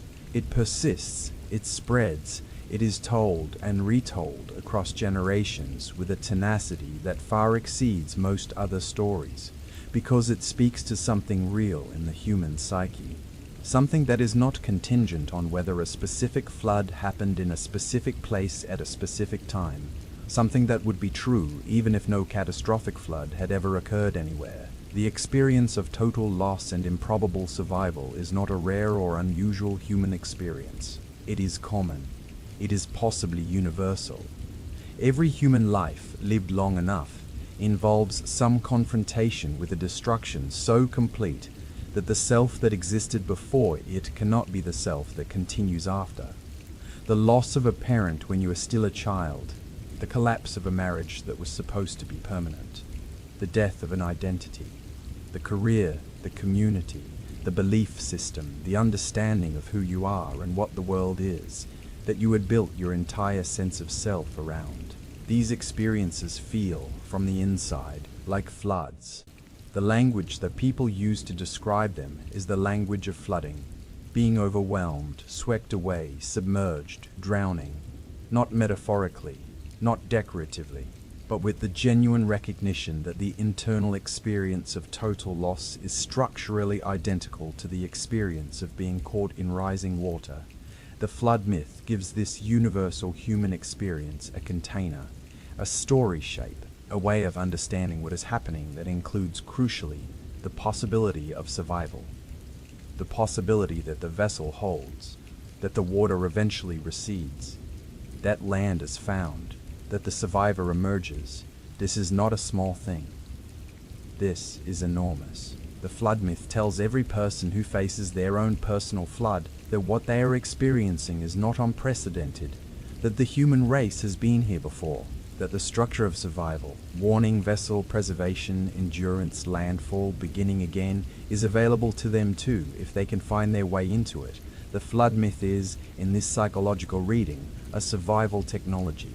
One of the most powerful and most widely distributed survival technologies that human culture has ever produced. A story that teaches people how to survive the unsurvivable, not by giving them practical instructions, but by giving them a framework, a shape, a way of understanding their own destruction that makes rebuilding imaginable. So what is the flood myth? It is a geological memory. Multiple geological memories, in fact. The specific records of specific catastrophic flooding events that displaced specific human communities and were preserved in the oral traditions of their descendants with an accuracy and a durability that we are only beginning to fully appreciate. It is a cultural transmission, a story that traveled along the networks of human contact, trade routes, migration paths, the invisible threads of cultural influence that connect communities even across significant separation. Acquiring local coloring in each new context, but retaining the essential structure that made it recognizable and memorable everywhere it went. It is a psychological archetype, a story shape that the human mind reaches for independently in every culture because it corresponds to a universal human experience, the experience of total loss and improbable survival that every culture eventually needs to find words for. It is possibly a primordial inheritance. A story so old that it traveled with the original human diaspora out of Africa and into every corner of the world as part of the cultural toolkit of the founding populations, preserved across tens of thousands of years and every transformation of language and cosmology and social organization because it was too important to lose. And it is a response to the simple, universal, unavoidable fact that human beings live near water, and water floods, and floods are remembered. All of these things at once, not one of them sufficient alone, all of them together producing something that is greater than the sum of its parts. A story so deep and so wide and so fundamental to human experience that it has never, in all the centuries of recorded history and all the millennia of prehistory before that, gone out of circulation. The flood myth has never stopped being told, not once. not in any culture that has ever existed. That, in the end, is the most remarkable fact of all. Before we leave the theories behind and move toward what the flood myth ultimately means, there is one more thing to say about the geological evidence, something that is often overlooked in discussions that focus on the drama of the Black Sea hypothesis or the Toba bottleneck. The sea level rise at the end of the last ice age was not a single event. It was a process, a long, complex, geographically varied process that unfolded differently in different parts of the world and generated different kinds of flooding experiences in different communities. In some places, the flooding was gradual, slow enough to be adapted to across generations. The shoreline retreated, and communities retreated with it, and the memory of what was lost was preserved, but the experience of losing it was spread across enough time that no single generation experienced it as a sudden catastrophe. In other places, the flooding was sudden. The Black Sea breach, if Ryan and Pittman's interpretation is correct, was sudden. The failure of specific ice dams that held back glacial lakes was sudden. The draining of glacial Lake Agassiz in North America, for instance, a body of water larger than all the modern Great Lakes combined, which drained catastrophically approximately 8,200 years ago, sending an enormous pulse of cold fresh water into the North Atlantic and disrupting global climate patterns for decades. Sudden enough for people living downstream or on the coastlines affected by the resulting sea level pulse to experience something genuinely catastrophic. The record of these flooding events is preserved in the geological strata of every continent, in the sediment cores drilled from lake beds and sea floors, in the isotopic record of ice cores from Greenland and Antarctica, in the erosion patterns of ancient river channels and the morphology of submerged coastal terraces, and increasingly, as researchers like Patrick Nunn continue their work cross-referencing oral traditions with geological records, that geological record is being matched against the human record, against the stories that communities have been telling for thousands of years about the time the water came. The matches are there. Not everywhere, not perfectly, not with the precision that a geologist would demand of a stratigraphic record, but with enough consistency and enough specificity to make the conclusion unavoidable. Some of these stories are memories, real memories, historical records, preserved in the most durable medium that human culture has ever developed. The spoken word, passed from generation to generation, maintained by the simple human insistence that some things are too important to forget. The flood happened, in many places, at many times. The people who experienced it remembered it. They told the story, and here we are, thousands of years later, still listening. There is a question that sits beneath all of this inquiry, a question that is almost never asked directly in the scholarly literature, because scholarship prefers to stay in the territory of the empirically verifiable, but that is always present, always shaping the way the question of the flood myth is framed and approached. Is the flood myth true? Not true in the sense of literally accurate. Not true in the sense that every detail of every version describes exactly what happened in exactly the way it happened. We have established that the flood myth contains real geological memories, but we have also established that those memories have been shaped and amplified and mythologized across thousands of years of telling. The flood that covered the world in the Sumerian account did not literally cover the world. The flood that Deucalion survived for 9 days and 9 nights was not a single event that lasted exactly 9 days. The fish that swam into Manu's hands was not literally a fish. These are stories. Stories built from real events and real experiences, but shaped by the requirements of narrative and the frameworks of specific cultural and religious traditions into something that is not raw historical record. But truth is not the same as literal accuracy. And the question of whether the flood myth is true is more interesting and more important than the question of whether the flood was literally worldwide. The flood myth is true in the sense that it describes something real about the human experience. It is true in the sense that the emotions it contains, the terror of loss, the desperate hope of survival, the fragile gratitude of landfall, the profound weight of beginning again, are emotions that every human being who has ever faced a real catastrophe has felt. It is true in the sense that the structure it encodes, the warning, the vessel, the preserved life, the found land, The survivor who becomes the origin is a structure that maps accurately onto the psychological reality of how human beings actually survive devastating loss. It is true in the sense that the Aboriginal Australian elder who tells the story of the day the sea swallowed the land her ancestors hunted on is telling something that actually happened, that the geological record confirms. That is not metaphor but memory. It is true in the sense that every person who has ever heard the story and felt something move in them, felt the recognition, the resonance, the sense that this story is somehow about them even though they were not there, and it happened before anyone they know was alive, is responding to something real, not an illusion, not a manipulation, but a genuine correspondence between the structure of the story and the structure of their own experience of being human. The flood myth is true, the way all great myths are true, not by being literally accurate, but by being essentially accurate, by describing in narrative form something real about what it means to be alive in a world that can, without warning, become water.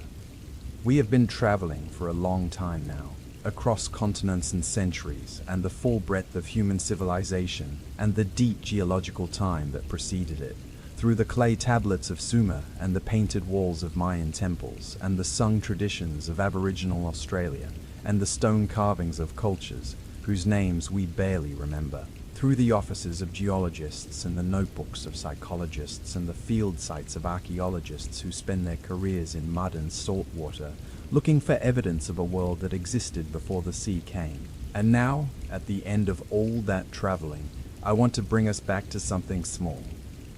Back to the simplest possible version of what we have been examining. A human being somewhere, sometime, possibly 50,000 years ago on the shore of an African lake, possibly 7,000 years ago on the banks of a rising Black Sea, possibly 8,000 years ago watching the Gulf of Carpentaria fill with salt water from the north, possibly 9,000 years ago on the shore of a freshwater lake that was becoming, day by day and week by week, unrecognizable. A human being watching the water rise. Not a symbol, not a metaphor, not a mythological figure in a story that will be told for millennia.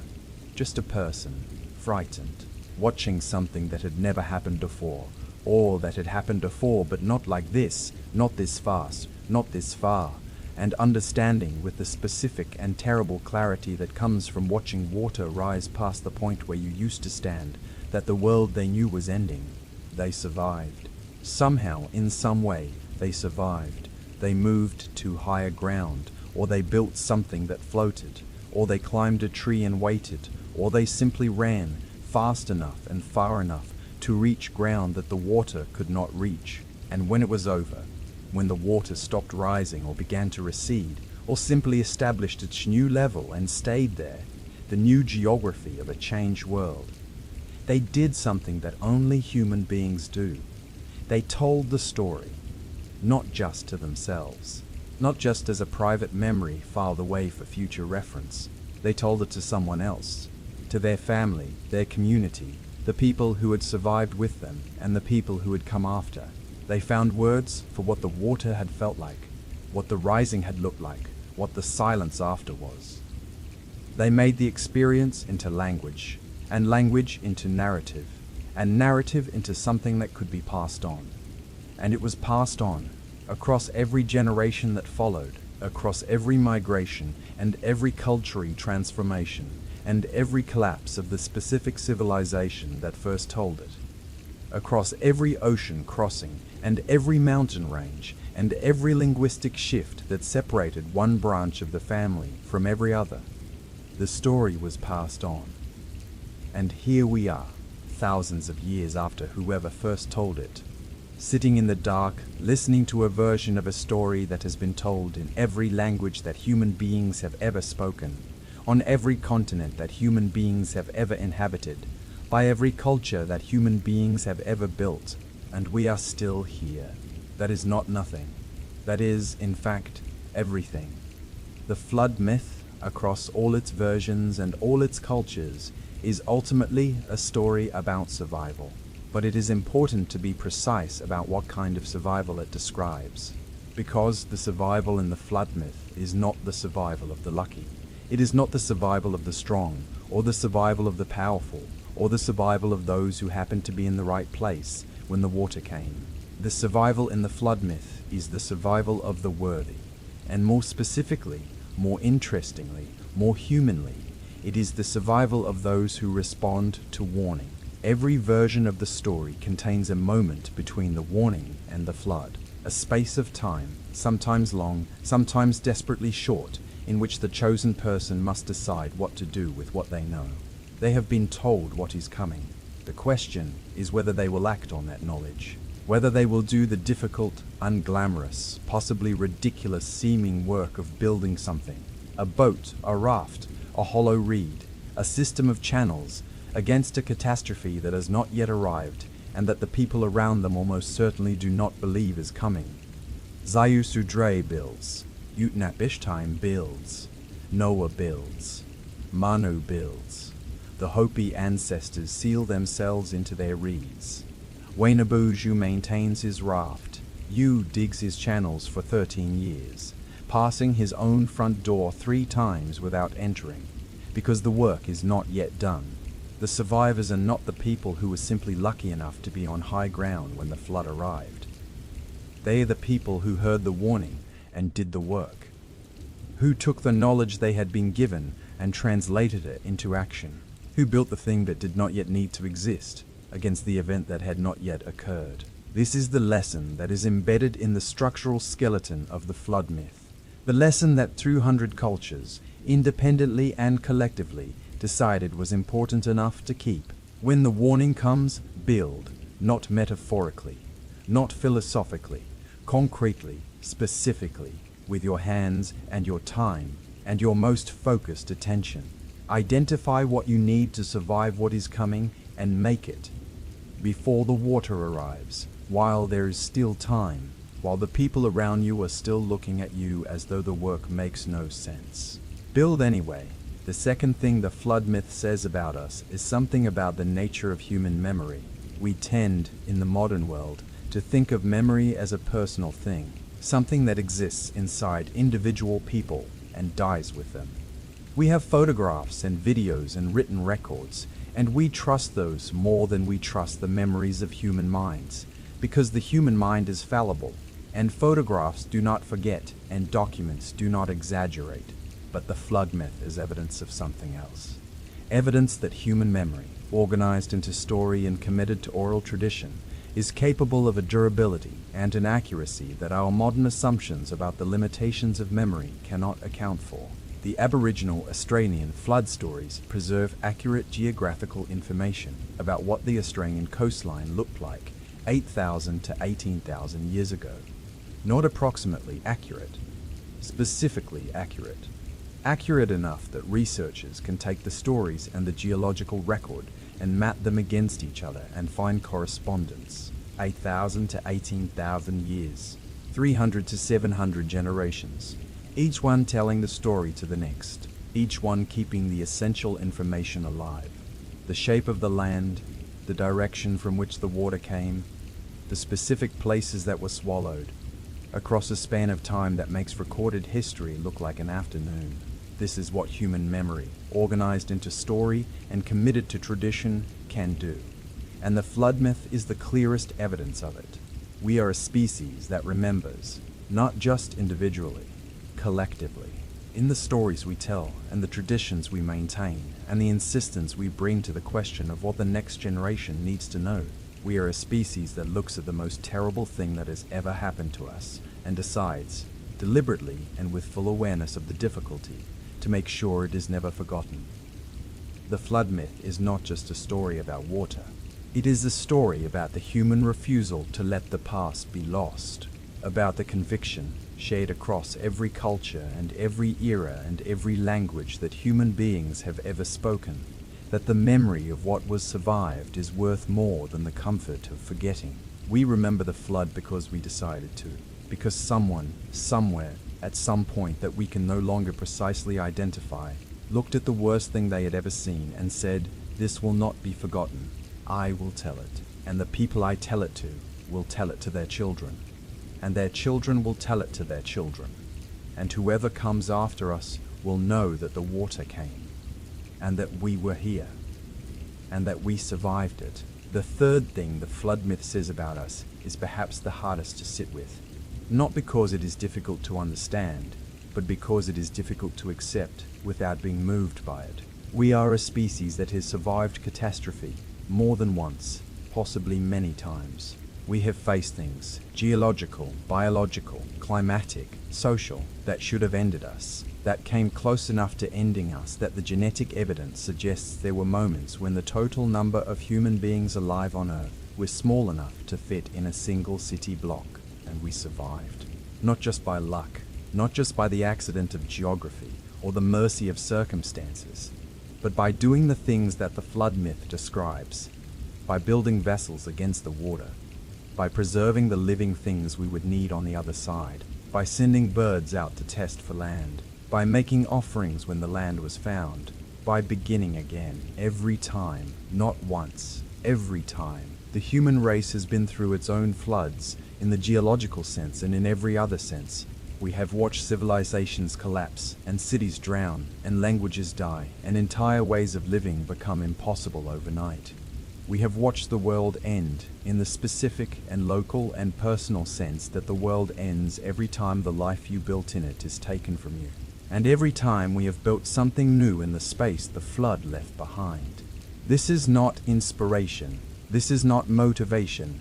This is not the kind of thing you put on a wall in a font that makes it easier to look at.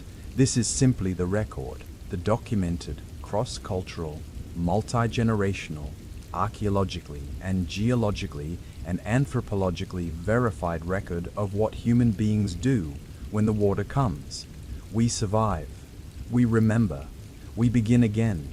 And we tell the story, so that the people who come after us will know it is possible. There is one last thing I want to say before we close. The flood myth has been with us for a very long time. Longer than writing. Longer than cities. Longer, possibly, than the separation of the human family into the different peoples and cultures and languages that now seem so natural and so permanent, but that are, in the scale of human history, relatively recent developments. It has been carried by people who did not know they were carrying something that would still be told thousands of years after they were gone.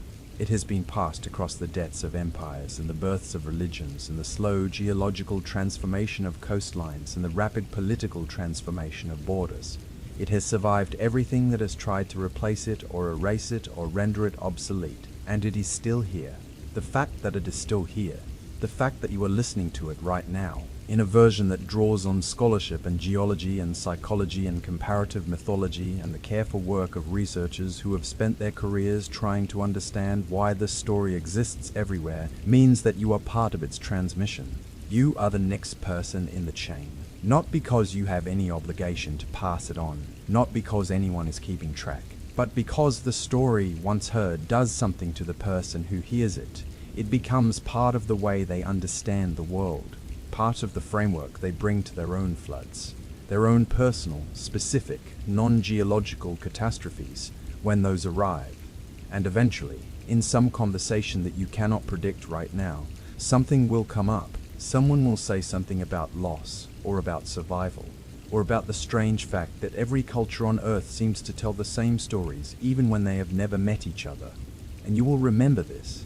You will remember that the flood myth appears in over 200 cultures, that it has a skeleton, 6 patterns, that persists across every version, that Aboriginal Australian oral traditions preserve accurate geographical memories of events that happened 18,000 years ago, that Jung thought the flood was an archetype embedded in the deepest layer of the human psyche, that Ryan and Pittman spent years trying to understand what geological event could have generated the oldest written version of the story, that you passed his own front door 3 times in 13 years without going in, because the work was too important, and in remembering it, you will tell it, in whatever form it takes in that specific moment, to whatever person is there to hear it. And the chain will continue, as it has always continued. The waters have receded now.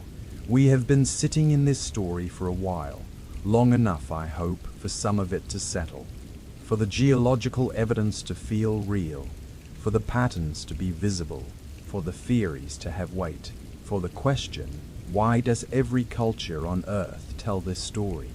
To feel less like an academic puzzle and more like what it actually is.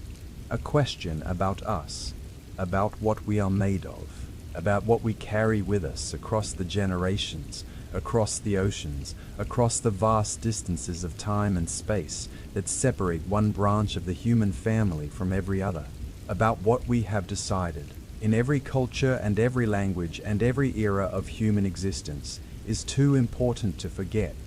The flood myth will not be solved, not tonight, not in our lifetimes. The questions it raises, about human memory and human psychology and the deep geological history of a species that has been surviving catastrophes for longer than civilization has existed, are too large and too old for any single answer. But the asking of those questions matters, the willingness to sit with a story long enough to hear what it is actually saying. Beneath the water, beneath the gods, beneath the specific details that vary from culture to culture. That willingness is itself a form of the thing the flood myth is about. It is a form of paying attention, of refusing to let the important things be forgotten, of insisting that the record of what was survived is worth keeping, worth examining, worth carrying forward into a world that sometimes forgets how many times it has already ended and begun again. You know something now that most people do not stop long enough to learn, that we share a memory, a deep, ancient, pre-civilizational memory that runs beneath every language and every border and every difference that human beings have constructed between themselves. A memory of water, of darkness, of a vessel that held, of a bird that found land, of the first morning after the storm when the world was silent and empty and new, and the survivor looked out at it and understood, with a clarity that no ordinary morning could have produced, that they were still here, and that being still here meant something, that it required something. That the new world waiting outside the vessel was not simply a gift but a responsibility, a blank page that the survivor was now obligated to fill, with care, with memory, with the accumulated wisdom of everything that the flood had taken, rebuilt into something that could face the next flood when it came, because the next flood always comes, not necessarily water, but something. Some force, internal or external, personal or civilizational, geological or political or biological, that arrives without warning and rises past the point of ordinary and takes things that seemed permanent. The flood myth is humanity's oldest preparation for that moment, its oldest reminder that the moment has come before and been survived before, and that the structure of survival, warning, vessel, preservation, endurance, landfall, beginning again, is available, is always available. To anyone willing to build, if you found yourself here tonight, if something brought you to this story at this hour, then you were probably already asking some version of the question we have spent all this time trying to answer. Why does every culture remember this? Why does the story persist? Why does it still feel, even now, even to people who have never experienced a flood and may never experience one, like something important? The answer is the same across 200 cultures and 10,000 years of telling, because it is about you. Not about ancient Sumerians or mythological Greeks or the ancestors of the Hopi or the Aboriginal Australians who sang their floods into permanent memory. About you, about the floods you have already survived, and the floods that are still coming, and the vessel you are building right now, whether you know it or not, against the water that is always somewhere rising. You are Zuasudra, hearing something important through a thin wall. You are Manu, tending something small and seemingly insignificant that will turn out to matter enormously.